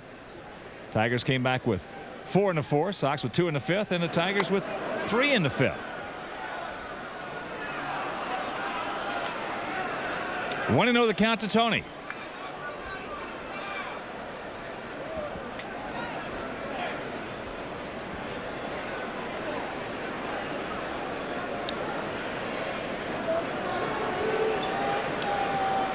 Bit of a gap in left center field as Fryman in on the grass. Mark Lewis very quickly underneath over to Tony Clark. And that's out number 1. And a reminder, personalized welcomes, birthday and anniversary wishes can be displayed on the Comiskey Park scoreboard during Sox games. Messages are just $30 and benefit Chicago White Sox charity. So for more information, just dial 312-451-5391.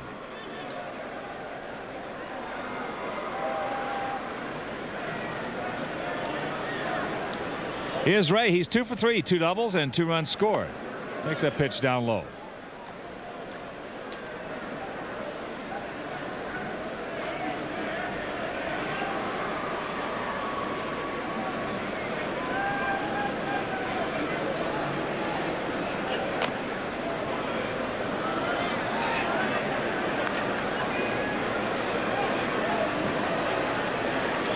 Reyes first time up, a hustle double into right field.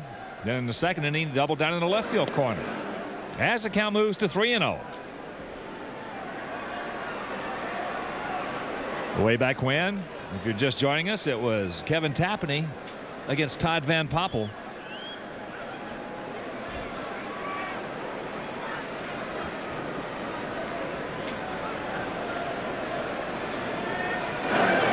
And that's ball 4. That's the 7th walk issued by Tiger pitching tonight. Sox have issued 4. And here comes Big Frank. Frank 2 for 3. 2 singles, an RBI, and a run scored. Hitting at .353 as he stands in to go along with those 27 long ones and 102 driven in. Good lead by Ray. As Frank checks it up and takes high. Well, you know, coming into this ball game, you'd think the Sox would have all the momentum on their side. A big 9th inning win last night. Tapani 5-0 with 1.5 ERA against Detroit in his last 5 starts. Detroit had an 8-game losing streak. Wow. Ray had that one real easy. That's number 24. Wow. He got there in a hurry, didn't he? I love to watch Ray run. Yeah, he's running tonight. Looks up to see if the ball's put into play. Just kind of walks in.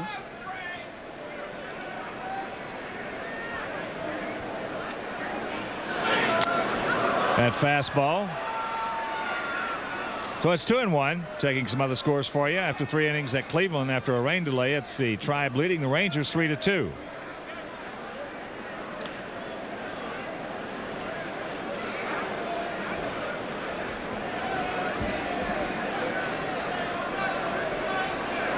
It's Bobby Witt against Merker. Kent Merker. Whoa.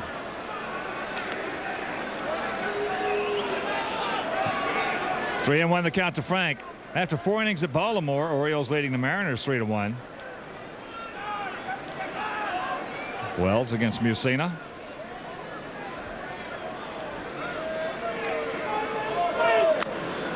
And a full count to the Big Hurt.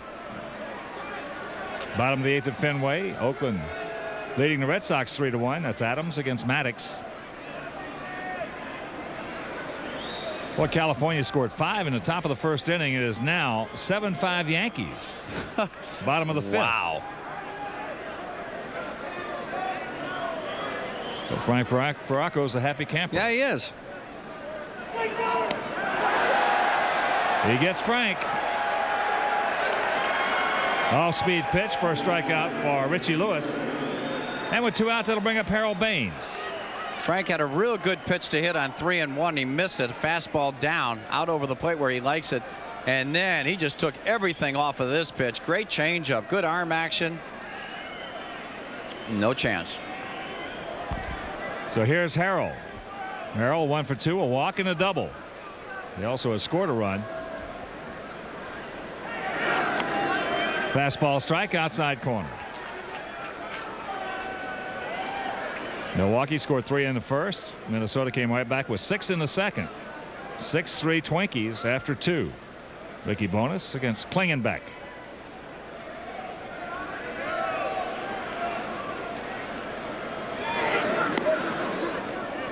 That breaking ball low, 1-1. Kansas City leading Toronto 4-2. That's after 4.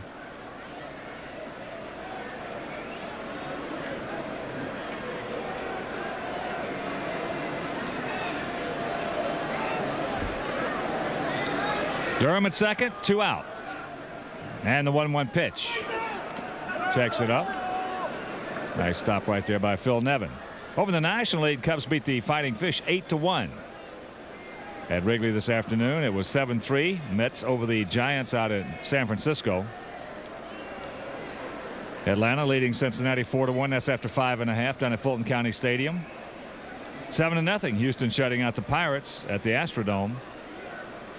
Cardinals leading Colorado 1-0 after an inning and a half out at Coors Field. Later on, Philadelphia at Los Angeles and Montreal at San Diego. Here's a 2-1 delivery.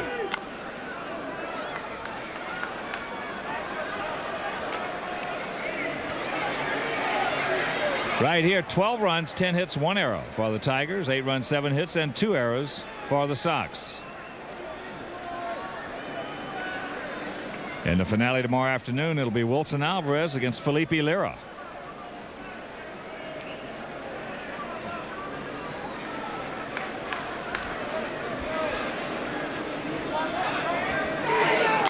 The ball hit hard.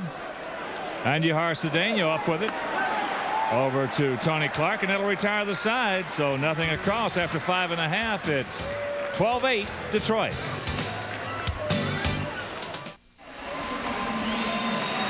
Rich Sauver will face Travis Fryman, Ruben Sierra, and Tony Clark here in the bottom of the 6th inning. Tigers by 4. Fryman 1 for 3, had a single and scored a run in the first inning. So Rich Sauver, the 3rd Sox pitcher. Tapani, Rough Corn preceded him as the first pitch to the Kentuckian misses outside.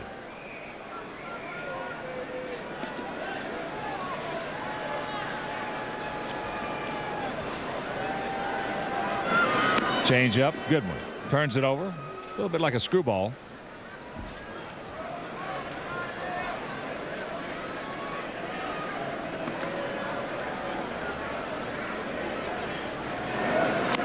Tried to backdoor him with that hook, and he misses, and Fryman on top, 2-1.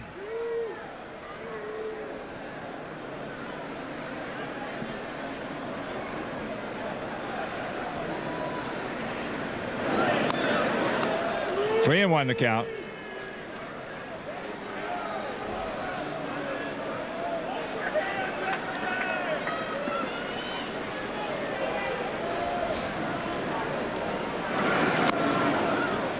Fastball off the corner, ball 4. So the lead man aboard for the Tigers here in their 6th, and here comes Sierra. Activity done in the Sox pen, right-hander Alan Levine.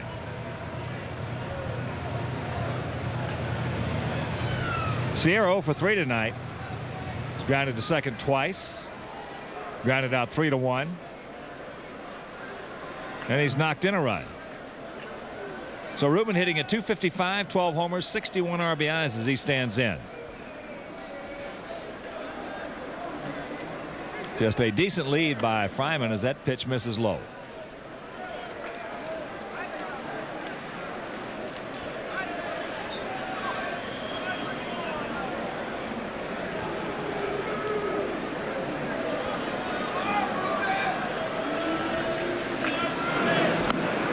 Fastball tailing away. Sierra couldn't get it.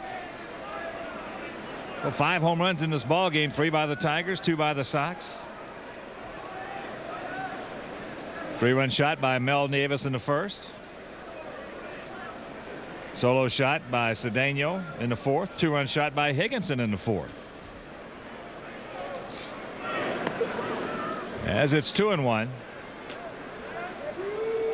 For the Sox, 3-run homer by Tony Phillips in the second, and a leadoff homer by Robin Ventura in the third. So Tony now with 11 homers and Robin with 29.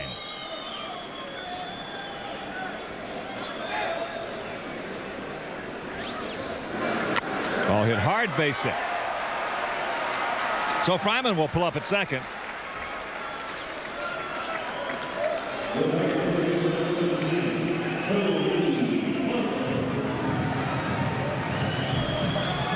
And it'll bring up Tony Clark.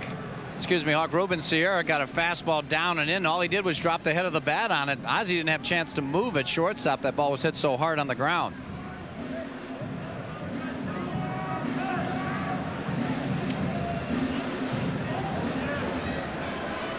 Clark has walked, scored, struck out, and he's grounded hard to Durham.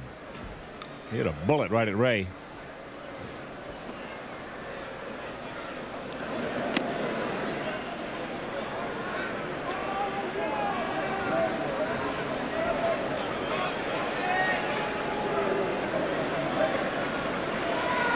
.12-8 Tigers, and they are threatening for more.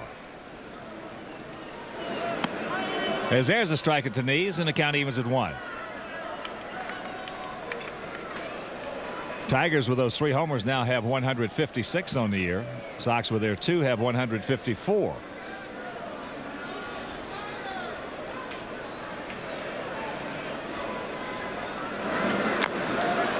Chops that one foul.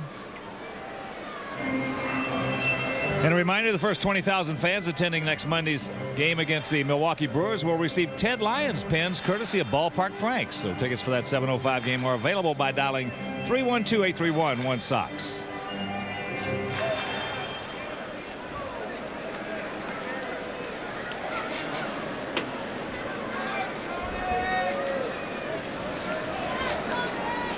The 1-2 pitch to Tony Clark. Durham off the end of his glove. Here comes Fryman. He'll score. Sierra on his way to third. Ball gets away from Ventura. Here comes Sierra. He will score.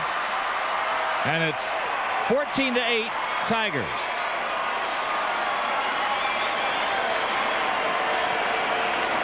Ray upset with himself. Thought he should have made that catch. Yeah, it looked like he may have mistimed his jump. He's going to get a double play if he catches it. They're going to get Fryman at second base easily. But it turns out to be a 2-run shot right here. At least 1 error on the play. Wow, this looks like Keystone Cops right here. And once again off the end of his glove. The throw by Darren Lewis into third base. And nobody's backing up. Short hops Robin. Terry Francona says go, go, go. There's nobody there. So here's Mel Nieves. That's high and deep in the left center field. Darren Lewis back at the fence. He jumps, and you can put it on the board. So the second homer of the ball game for Mel Nieves. He now has 19. And it's 16-8 Tigers.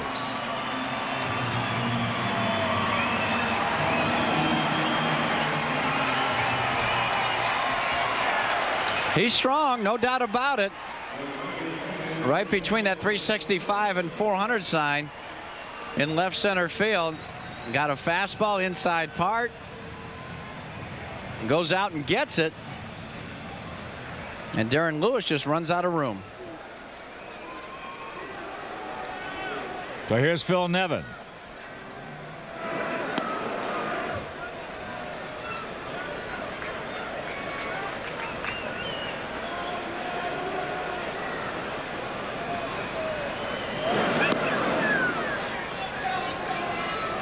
Two and 0 the count. 16 runs on 13 hits.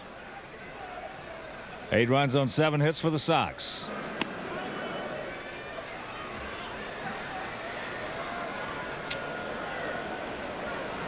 .406 feet on that home run by Melvin Nieves just a moment ago.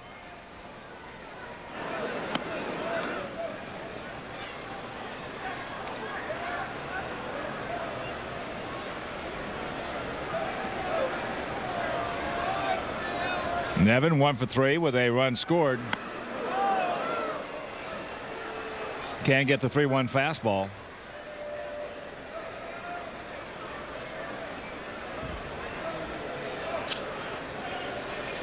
Sox won last night with 7 runs in the 9th inning. They won 12-7. And that's ball 4.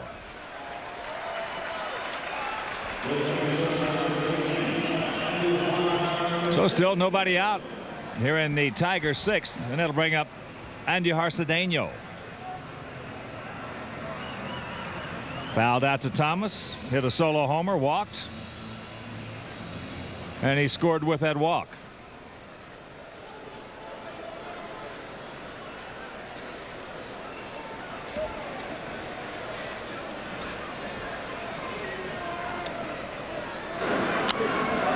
Pops that pitch up. Carr gets rid of the mask.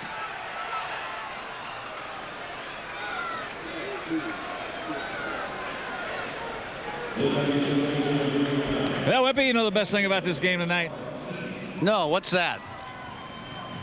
We got a game tomorrow. That's true. You know what? Not that this one is over. This one's not over with yet. Not the way that ball's jumping. No. But if in fact it is, we'll be back tomorrow afternoon. Yeah.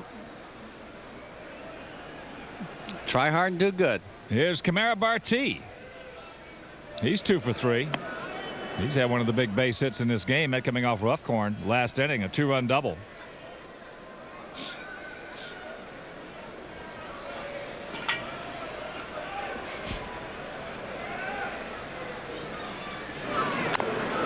Another breaking pitch, and very quickly the count 0-2. Barti hitting at .262, no homers, 11 RBIs. And if you're joining us late, we had a 30-minute rain delay.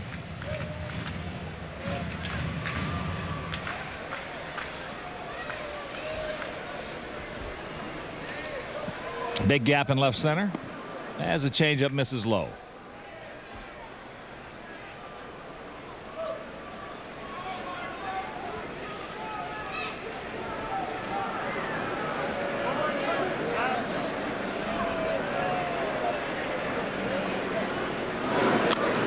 Fastball tailing away. He's tardy. And once again, a reminder, our next game coming away right here over WGN will be against Cedar Gaston's Blue Jays Thursday night at 7 from Comiskey Park. And young Alex will be on the hill for the good guys. We do not have the Toronto pitching rotation.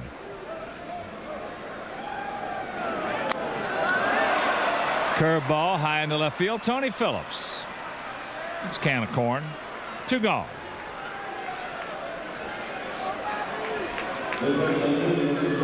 So with 2 out, that'll bring up Bobby Higginson. Bobby 2 for 3. Cracked out his 19th homer in the 4th.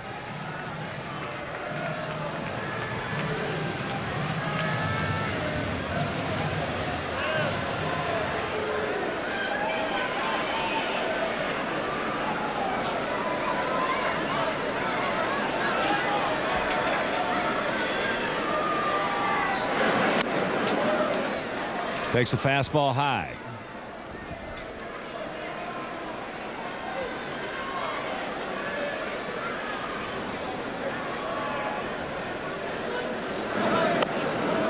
There's a fastball strike on the inside corner. Well, one thing about this Bobby Higginson, he really hangs in there against lefties and righties.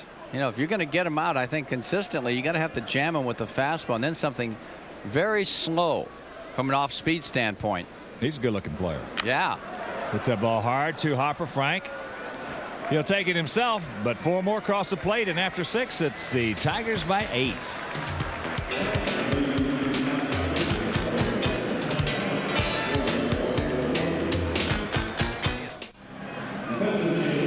Not pretty, but that's all we got here in the top of the 7th inning as you check out our Southwest Airlines tail of the tape. Mel Nieves in right field, 2 for 3 tonight, a 3-run homer, a 2-run homer.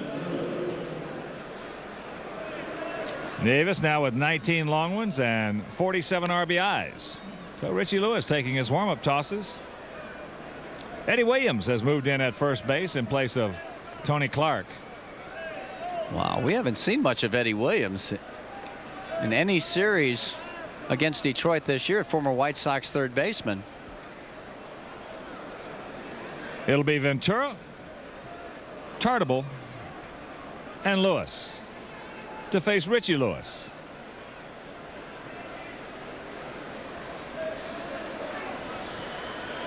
You having fun yet, Duke? I'm having a ball. Fastball, no. You know, games like this really happen when you get all these walks. What was there, 13 in this game so far? Right around there, whatever. Well, you get bad defensive play. Yes, everybody's on their heels. They're standing out there for a long time. Well, as we mentioned so often, though, it's just not the walks themselves. It's all the 2-0, 3-1 counts on the other hitters that are doing some damage. Sure. Man, it just seems like everybody walks up to the plate. Robin up there right now, 2-0. Yeah, Richie's got himself an 8-run lead. I'm surprised he didn't throw him knuckle Scroogey changeup right there. Fouls that pitch back.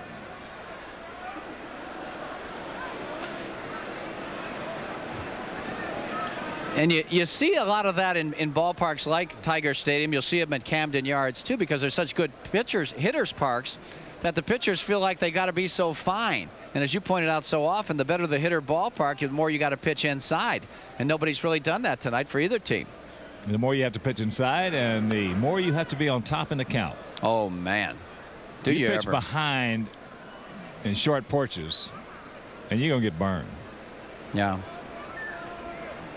These guys just too strong. There's some strong dudes going up there to that plate. Robin just misses it. High towering pop up. Barty. So Robin now 1 for 2. That homer, 2 walks and a pop up. You know, the more you watch games like this, the more you appreciate pitchers like Mickey Lolich and Jack Morris and Denny McClain, who had so many good years. You know, pitching at Tiger Stadium, winning ball games was their main mode of operation. They really didn't care so much about their earned run average, but they did get outs when they needed them and didn't give up those multiple run homers. Here's Danny 0 for 2 with a walk, that coming with the bases loaded. That ball hit hard. Higginson goes back, looks up. You can put it on the board. Yes, solo shot, a bullet out of here off the bat of Danny Tartable, number 17, and it's 16-9. He creamed that one. You know, that one looked like it was out from the get-go, but all of a sudden it had a little hooking action on it. Still got out over the fence very quickly. That's the first hit Richie Lewis has given up. Check out the pitch. Ooh, fastball. Inner half and down, as you can see. That's a nice pitch to hit. Danny didn't miss it. So here's Darren. Darren 0 for 2 with a walk and a run scored. Well, when you pitch in a small park like this, our Fenway, our Camden Yards, or now in Oakland, yeah, I'll tell you, you can forget about the ERA. Oh yeah, forget about it. Absolutely. The only thing you want to do is just win a baseball game. He serves that one out to center field. That's nice. Thank you. That's pretty, isn't it?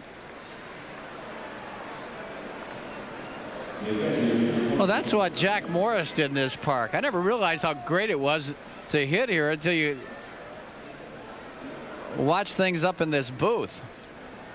Man, Jack Morris was one of those guys that he knew he was going to get some run support because he had good offensive teams, and he was not afraid of the bat. He would throw strikes to everybody that walked up there. Very seldom pitched behind in the count, and if he gave up a long one, it was generally with nobody on base. Well, Jack very seldom beat himself. Yes. And that's the way it is with good pitchers. They'll get beat, but they very seldom beat themselves, whereas the majority of guys beat themselves. Clark takes a breaking ball strike.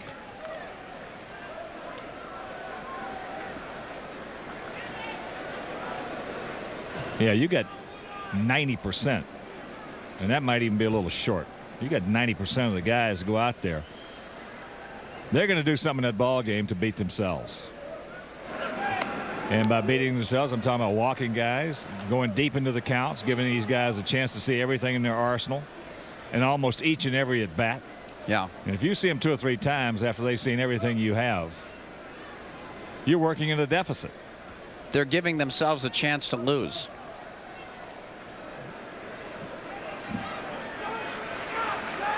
You know, Hawk, everybody talks about Wrigley Field being such a great hitter's ballpark. Well, it is when the wind's blowing out. I mean, I don't think I've ever been in Detroit where I didn't think it was good conditions, even when it's cold.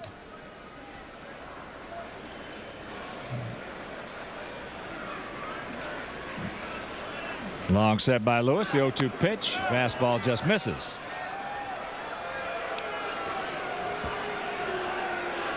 What you'll find out is Bill Freehan, who was a great catcher for this ball club for many, many years and worked those guys. The Mickey Loliches and the Denny McClains. Those guys. And his objective was go out there, and if they only had one pitch working for them, then they got their work cut out for them. They're in for a tough time. But if they had 2 pitches working out, he'd take their best one and set up their second best pitch that night. Is that fastball foul back? And you had your work cut out for you as a hitter because those guys could spot the fastball. Oh, yeah. The Tigers world champions in 1968. And then when you get those guys out there, if they got 3 pitches working for them, they're going to win. Oh, yeah.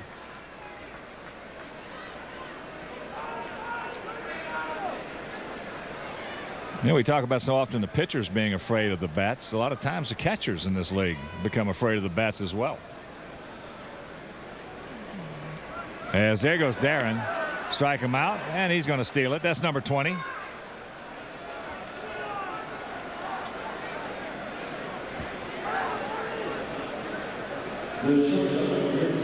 So 2 out to Ozzie.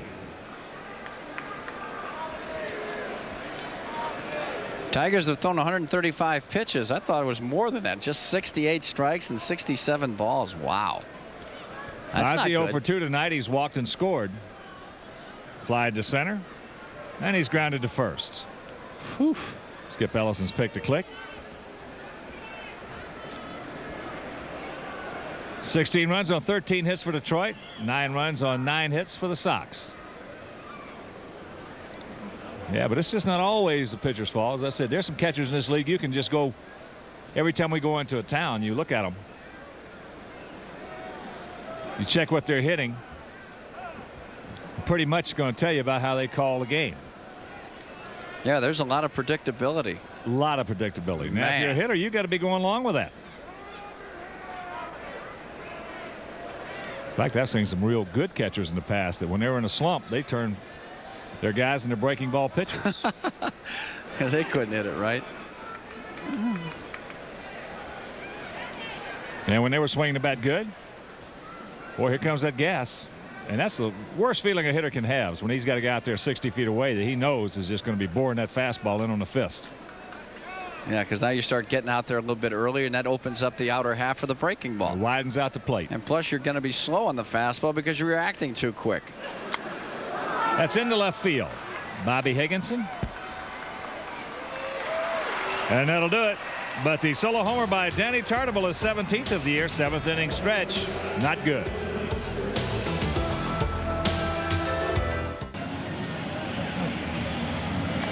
Right now, let's check out our Miller Lite Major League scoreboard. There you see the Red Sox with 3 in the bottom of the 9th inning. Beat the Oakland Athletics 4-3. In the 5th, Texas leading Cleveland 4-3 at Jacobs Field. 3-1 Baltimore over Sweet Lou's Mariners in the 7th at Oriole Park. Yankees 8, California 5. That's in the 6th in New York. 10-5, Twinkies leading Milwaukee. That's in the 5th inning. Kansas City doubling up Toronto 4-2 in the 5th at Kauffman Stadium. Over in the National League, the Cubs over the Fighting Fish 8-1 at Wrigley. It was New York 7, San Francisco 3. 4-1 Atlanta over Cincinnati. That's in the 6th down at Fulton County. 7-0 Astros shutting out the Pirates in the 5th at the Dome. St. Louis 1, Colorado nothing in the 2nd. Out in Denver, later on Philadelphia at Los Angeles, and Montreal takes on the Padres at Jack Murphy. And that is our Miller Lite Major League scoreboard. A lot of changes here for the Sox in the bottom of the 7th inning. Paco Martin moves in for Robin Ventura at 3rd. Greg Norton moves in for Ozzie at shortstop. And on the mound, Wimpy, a new pitcher. Alan Levine comes out to work the bottom of the 7th inning for the Sox. He's 0-1 with a 6.43 earned run average in 7 appearances. 7 innings, 9 hits, 5 earned runs. He has walked 4 while striking out 5. Last outing was Sunday against the Brewers. Worked a 1/3 of an inning and didn't give up anything. So here's Mark Lewis, who's 2 for 4, a double. Knocked in a run in the 1st inning. He also scored, and a single in the 4th.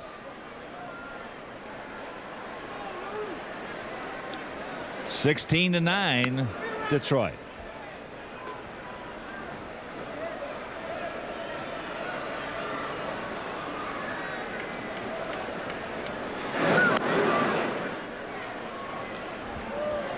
Two and 1 the count.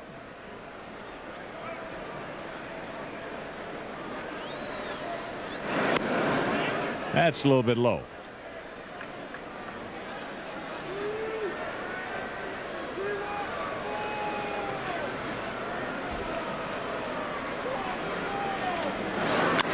Ball hit hard into right center field. Darren Lewis on his horse back at the fence, and it's off the fence. Lewis will pull up with a leadoff double.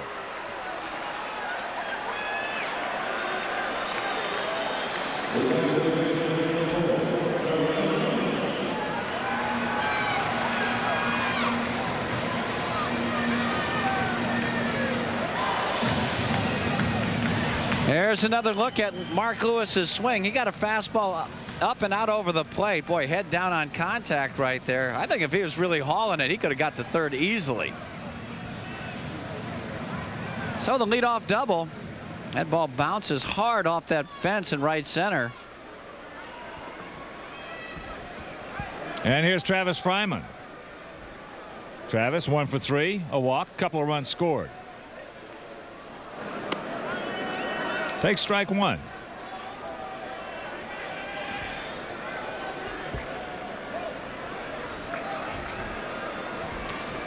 So Alan Levine out of Belleville, Illinois. Quickly on top of Fryman, 0-2.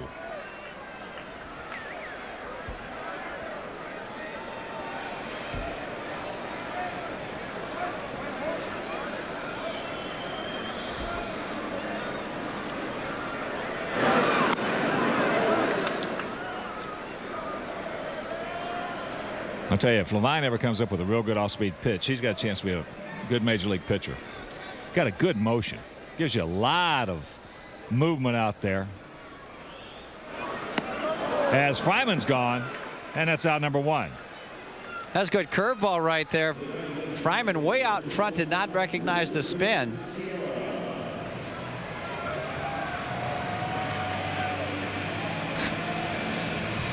There it is. Yacker. So here's Ruben Sierra. He's 1 for 4. Run scored and an RBI.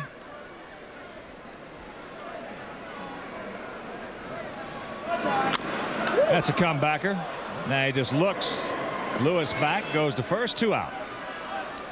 The one thing about Allen, though, is that all the times we've seen him, he gives you that impression from a hitting standpoint. Everything is going to be about the same speed.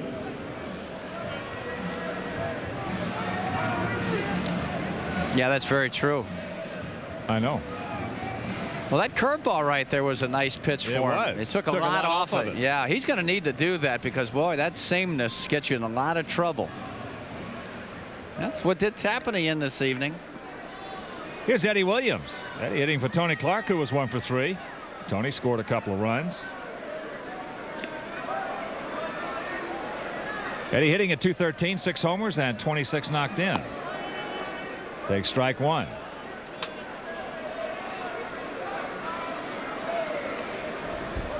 Scare the daylights out of me. Got the Tiger up here. He's pause. He's all over the place. Ah!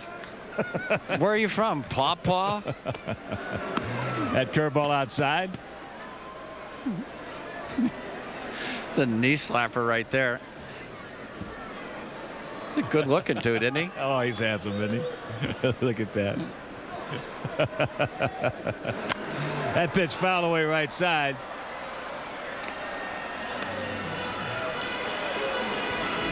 So with the count, 2 balls, 1 strike to Eddie Williams. Let's pause for our station identification. This is America's #1 sports station, WGN-TV, Chicago.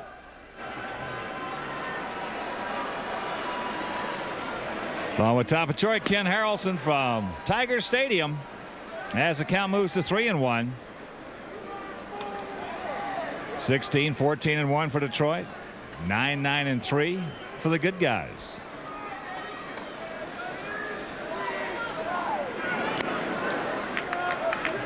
Check that now. It's full. It was 2-2. It's full count to Williams.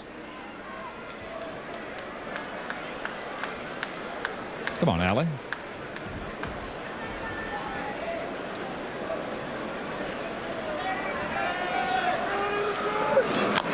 There's a chopper. Here comes Paco. On the move over to Big Frank in time, and that'll retire the side. So the leadoff double by Mark Lewis goes for naught. And after 7, Sox in trouble.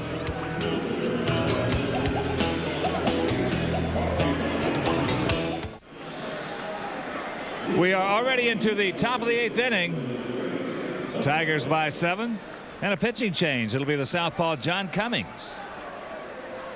Well, Richie Lewis looked good out there in his time, but John Cummings has pitched well in a Tiger uniform. 2-0, 2.13 earned run average in 7 appearances. Just 5 hits allowed in 12 2/3, 5 walks, 8 strikeouts. He worked last night in a third of an inning, gave up a hit and a run with a strikeout. Tony Phillips leads it off, takes upstairs, ball 1. Tony 1 for 4, a 3-run homer in the 2nd inning. Outfield playing him to pull slightly as the count moves to 2-0.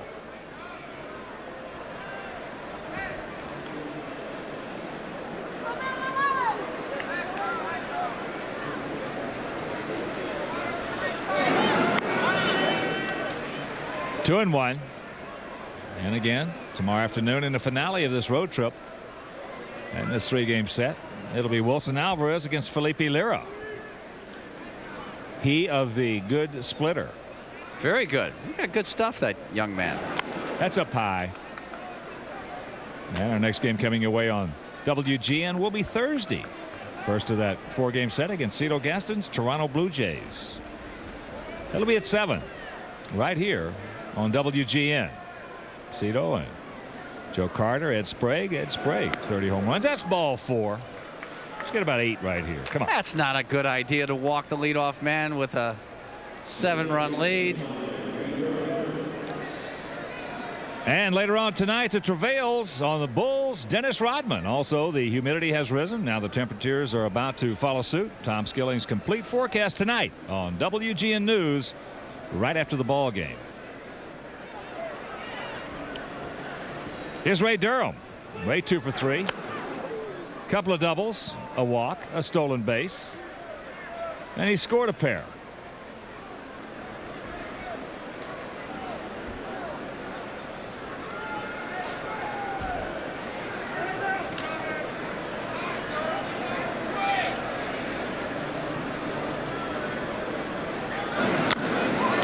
High pop up, Ray just underneath it. Barty, 1 out. Ray was hitting at 289 as he stood in right there. He's been swinging that bat. Boy, he's just underneath this, right on it. Good swing. Oh, well. So here's Big Frank hitting at 353. 2 for 4 tonight with an RBI and a run scored. What new? A little late right there on the fastball from Cummings. Boy, you'd love to see Frank Thomas in a real good hitting streak here at Tiger Stadium. You'd see some just unbelievable shots. But Frank's just not getting the hit of the bat out front. You know, he's got a few hits. Oh, he's going to get his hits. Yeah, he's going to find a way to do that. Yeah. Frank, that's one thing about Frank. He will battle you up there. That all-speed pitch down low. And let's check out what happened on the farm last night. Nashville lost 7-4 to Oklahoma City. Olmedo Saenz went 2 for 3. Mike Robertson 2 for 4 with an RBI. That ball hit deep into right center field. They go back. They look up. You can put it on the board.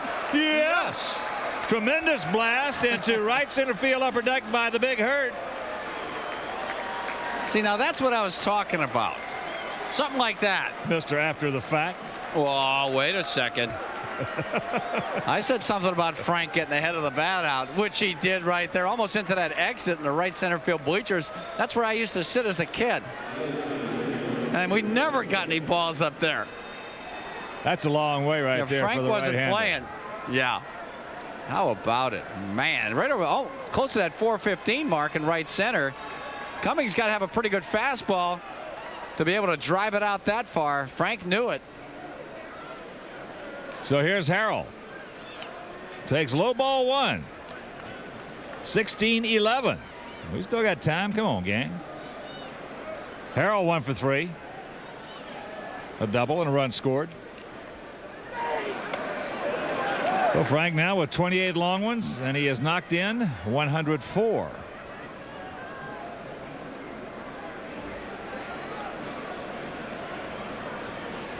As the hitting coach Bill Buckner, look at that curveball he hung it, and Harrell just smoked him into left field.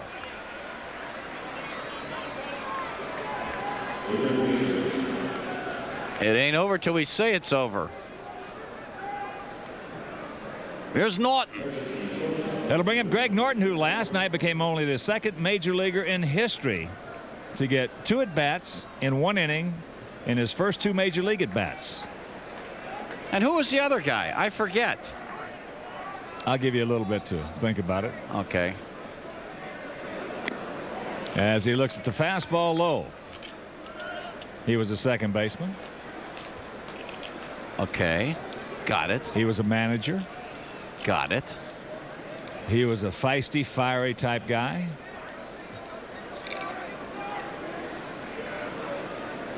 And it was done back in April of 1950.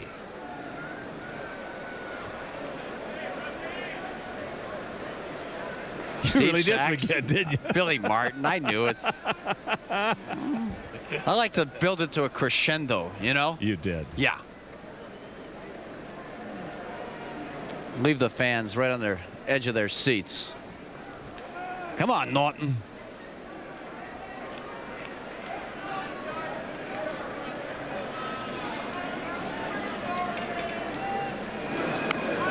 Takes a strike right there. So that evens the count at 1. Other minor league action last night for the Sox. Birmingham lost to Jacksonville 4-1.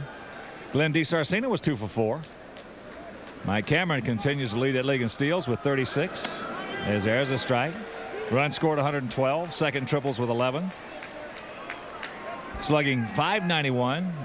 Tied for second home runs with 27. That's good. Jimmy Hurst is 5th in RBIs with 86. So the fastball gets Greg Norton. And that's out number 2.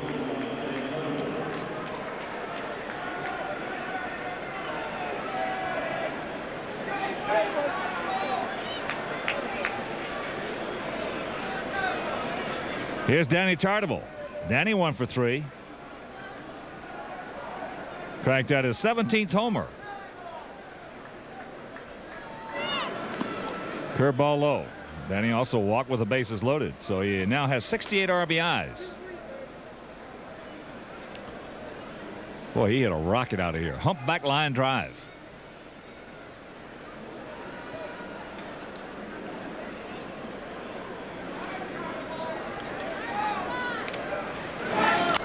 There's a shot.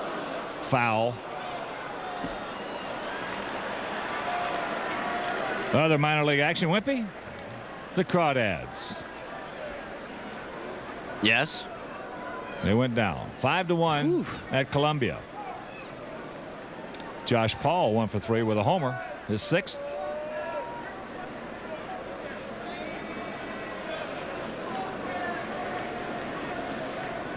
Josh Paul, the Sox second round draft selection this year, hitting .406. That's good. 9 doubles, a pair of home runs, and 12 RBIs in August.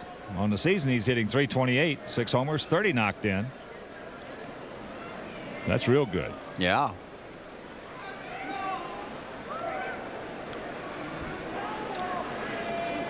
Two 1 pitch, change up. 3 balls and a strike to Danilo. Come on, Danny.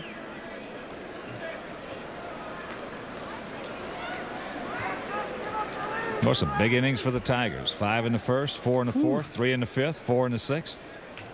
Man. Good rip. Ooh. Almost got our colleagues next door. Ernie Harwell and Jim Price. Yeah.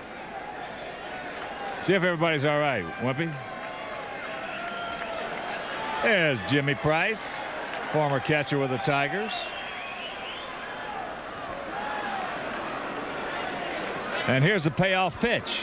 That's ball 4. So the second walk of the inning issued by Cummings. And that'll bring up Darren Lewis. Darren 1 for 3 with a walk and a run scored.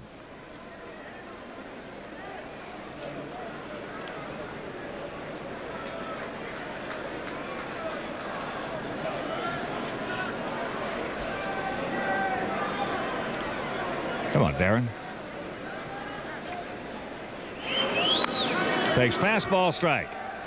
I was talking with a catcher in the Minnesota organization, a youngster, who was up in the booth the other day, A.J. Pierzynski, and he was telling us about this Sox farmhand, Jeff Leefer. A.J. said he can hit. We couldn't get him out. No kidding. That curveball low in the dirt, blocked nicely by Phil Nevin. And the count 1-1.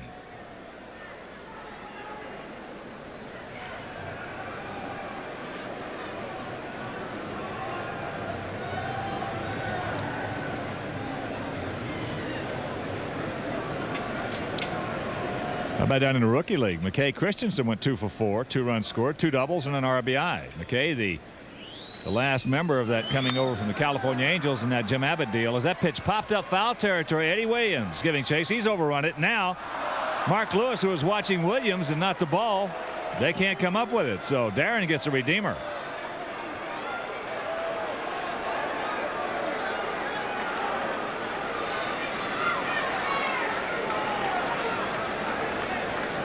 Well, that ball always comes back to the field. You got to know that as an infielder when you're going out for those pop-ups. Same thing for the outfielders. Right here at Tiger Stadium. Boink. Here's the 1-2 pitch. He gets him on a high fastball. So that'll do it. But the Sox come up with a pair, and after 7.5, it's the Tigers by 5.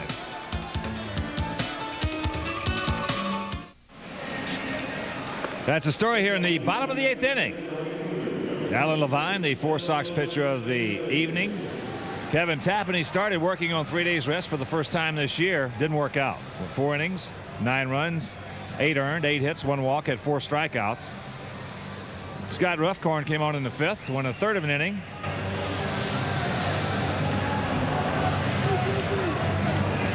Three runs earned on 2 hits, 2 walks, did not strike out anybody. Rich Silver and now Alan Levine. So here's Mel Nieves. He's 2 for 3. He's had a good night. Watch out. Got him right in the back. Hit a 3-run homer in the first inning and a 2-run homer in the 6th inning.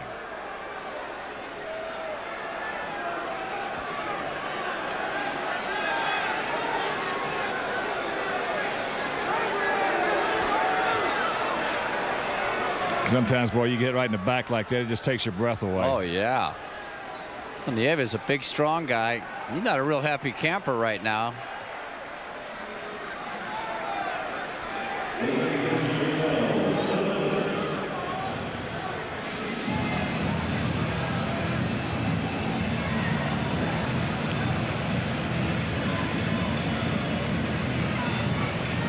Nowhere to run right here. There's no place to hide. Well, he got him right in a 3. Yeah. Well, that's the way you got to get out of the way of a pitch, though. Get your face away from it. Turn your body in.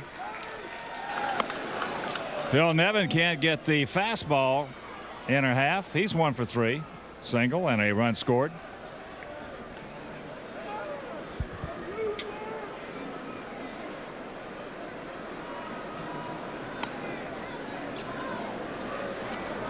One and 1 the count to Nevin.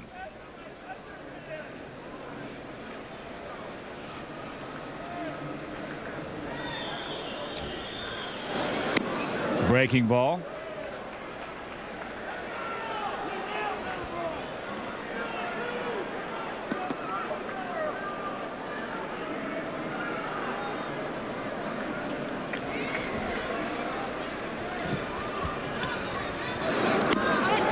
He's gone. Good pitch by Alan Levine. That's his 2nd strikeout. Don't go away. No. It might be a little action next inning as Andujar Cedeno stands in. He's 1 for 3. Solo homer, walk and a run scored. That pitch popped up as Nieves was on the move. Greg Norton going back, making the call, has the ball, and that's out number 2.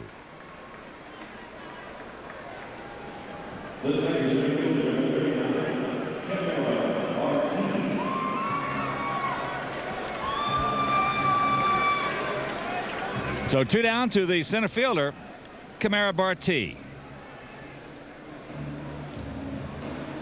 Barti's had a good ball game. He's 2 for 4. Single, a 2-run double, and a run scored. Hitting at 260. That's off the foot by Norton, or off the mound. It looked like it hit the side of it. So Barti 3 for 5.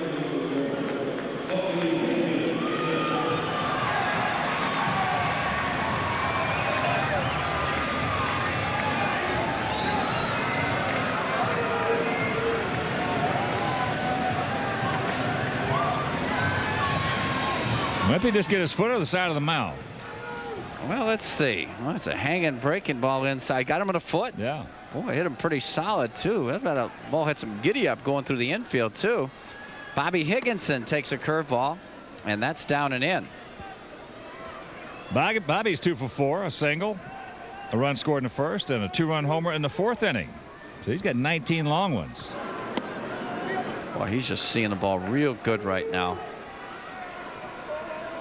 Reminds me a lot of Steve Kemp. Yeah, without the movement. Not quite as drastic a movement up at the plate as Kemp. Fastball as Barti.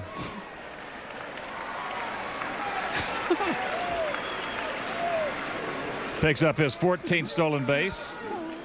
If they're not going to hold him on with a 5-run lead, take it. And 23 attempts. 3-1 to count. Mark Lewis on deck.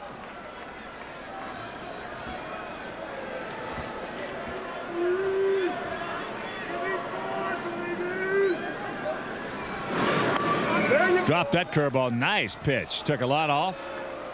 Coming from the outside in. So a full count. Make another backdoor curveball right here with first base open.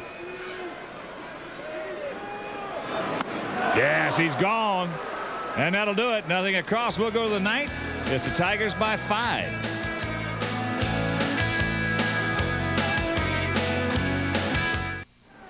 Ron Karkovice gets set to lead off the top of the ninth inning as the first pitch hits him.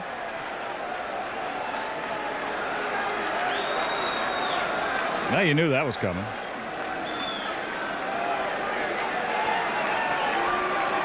Yeah.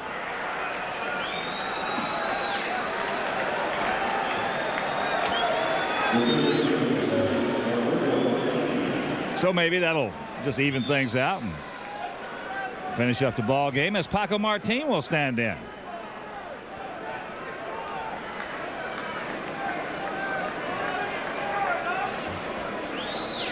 Paco making his first plate appearance, hitting for Ozzie, who was 0 for 3, but he walked and he scored a run.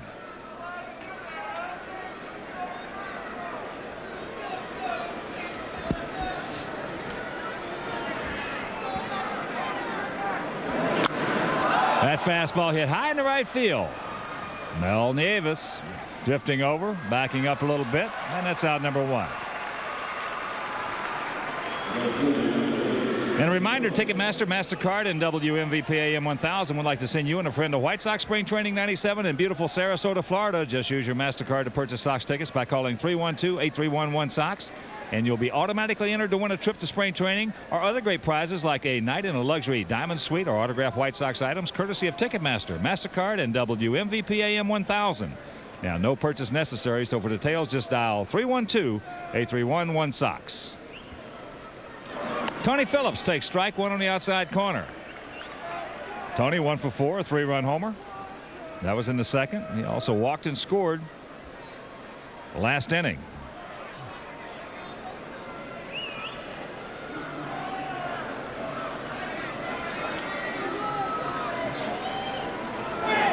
Curveball low.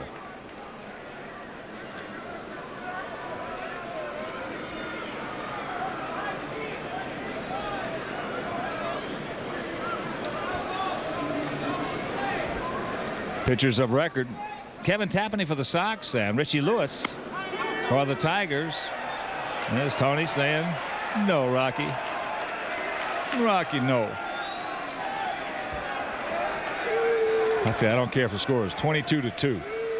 Tony, he's going to battle. He's going to battle. That's right. He's not going to go down easy giving up that at bat.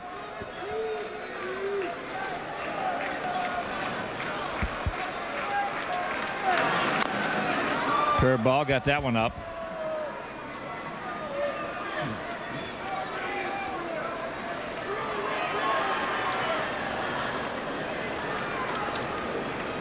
(16, 15, and 1 for the Tigers.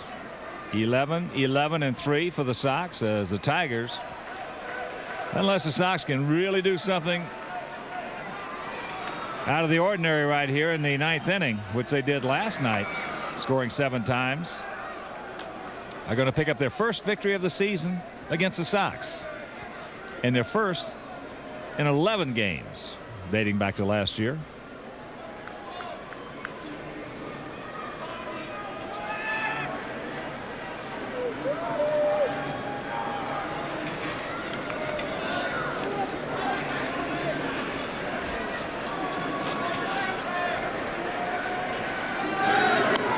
Fastball, Tony knew it, and that's out number 2. Third strikeout for Cummings.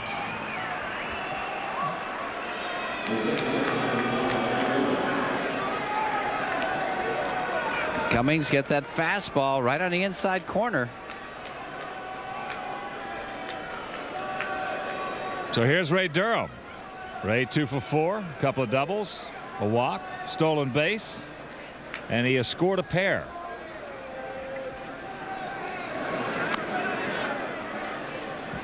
It's a fastball high.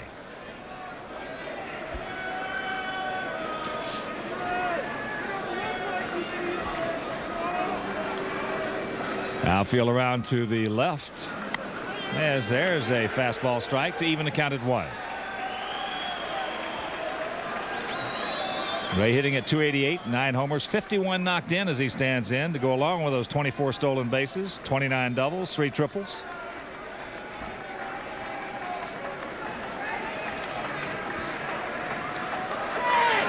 Fouls that fastball away. This young man right here is just going to get better and better and better. He's got a good short, quick swing working for him right now. He's just a bundle of talent. Well, his range is getting on the verge of unbelievable almost at second base.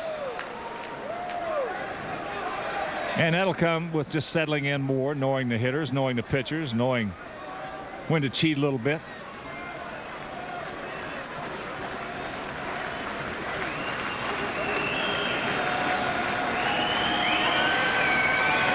The 1-2 pitch.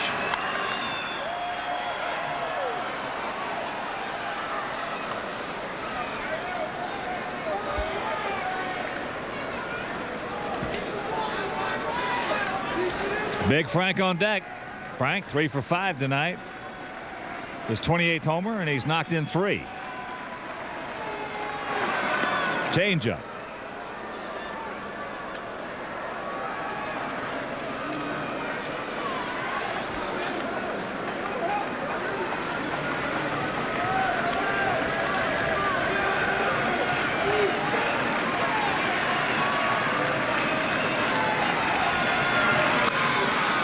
Another heater.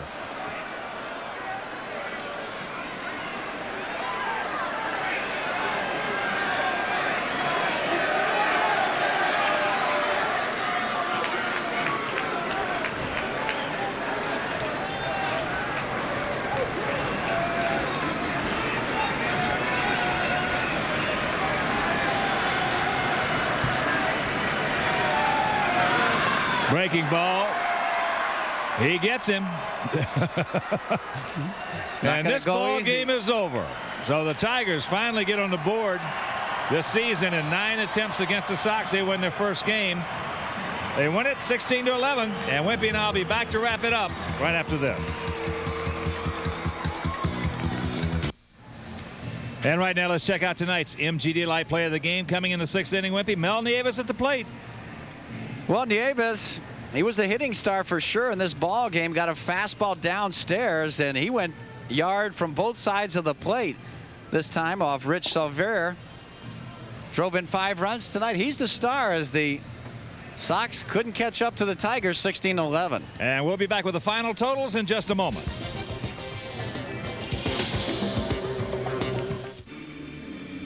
Final totals for the second of this 3-game set for the Tigers. 16 runs, 15 hits, 1 error. They left 5 for the Sox. 11 runs, 11 hits, 3 errors. They stranded 8. The winner, Richie Lewis, 4-6. Kevin Tapani takes a loss. He is 11-8. And a reminder, our next White Sox telecast on WGN will be Thursday night from beautiful Comiskey Park. The Sox open a 4-game series with the Toronto Blue Jays beginning at 7 p.m. Central. That's Joe Carter and the Toronto Blue Jays Thursday right here over WGN. The producer-director of White Sox baseball on WGN is Skip Ellison. Our associate producer, John Walgren. The executive producer of WGN Sports is Bill Borson. So for my partner, the Wimperoo, Tom Pachorik, this is Ken Harrelson. So long, everybody. Be sure and stay tuned for the WGN News. Chicago White Sox baseball on WGN. Brought to you by Miller Lite. When you've got the great taste of an ice-cold Miller Lite, life is good. Your local Ford dealer. See your local Ford dealer today and see why there's more to afford. Coca-Cola, always a home run, always Coca-Cola. Hoover, nobody gets the dirt like Hoover. Nobody. Your Chicagoland, Northwest Indiana Toyota dealers. I love what you do for me, Toyota. Menards, helping you build America's heartland. Electric Avenue Montgomery Ward, the store for great prices on brand name electronics and appliances. And by Southwest Airlines, celebrating 25 years of low fares, frequent flights, and fun.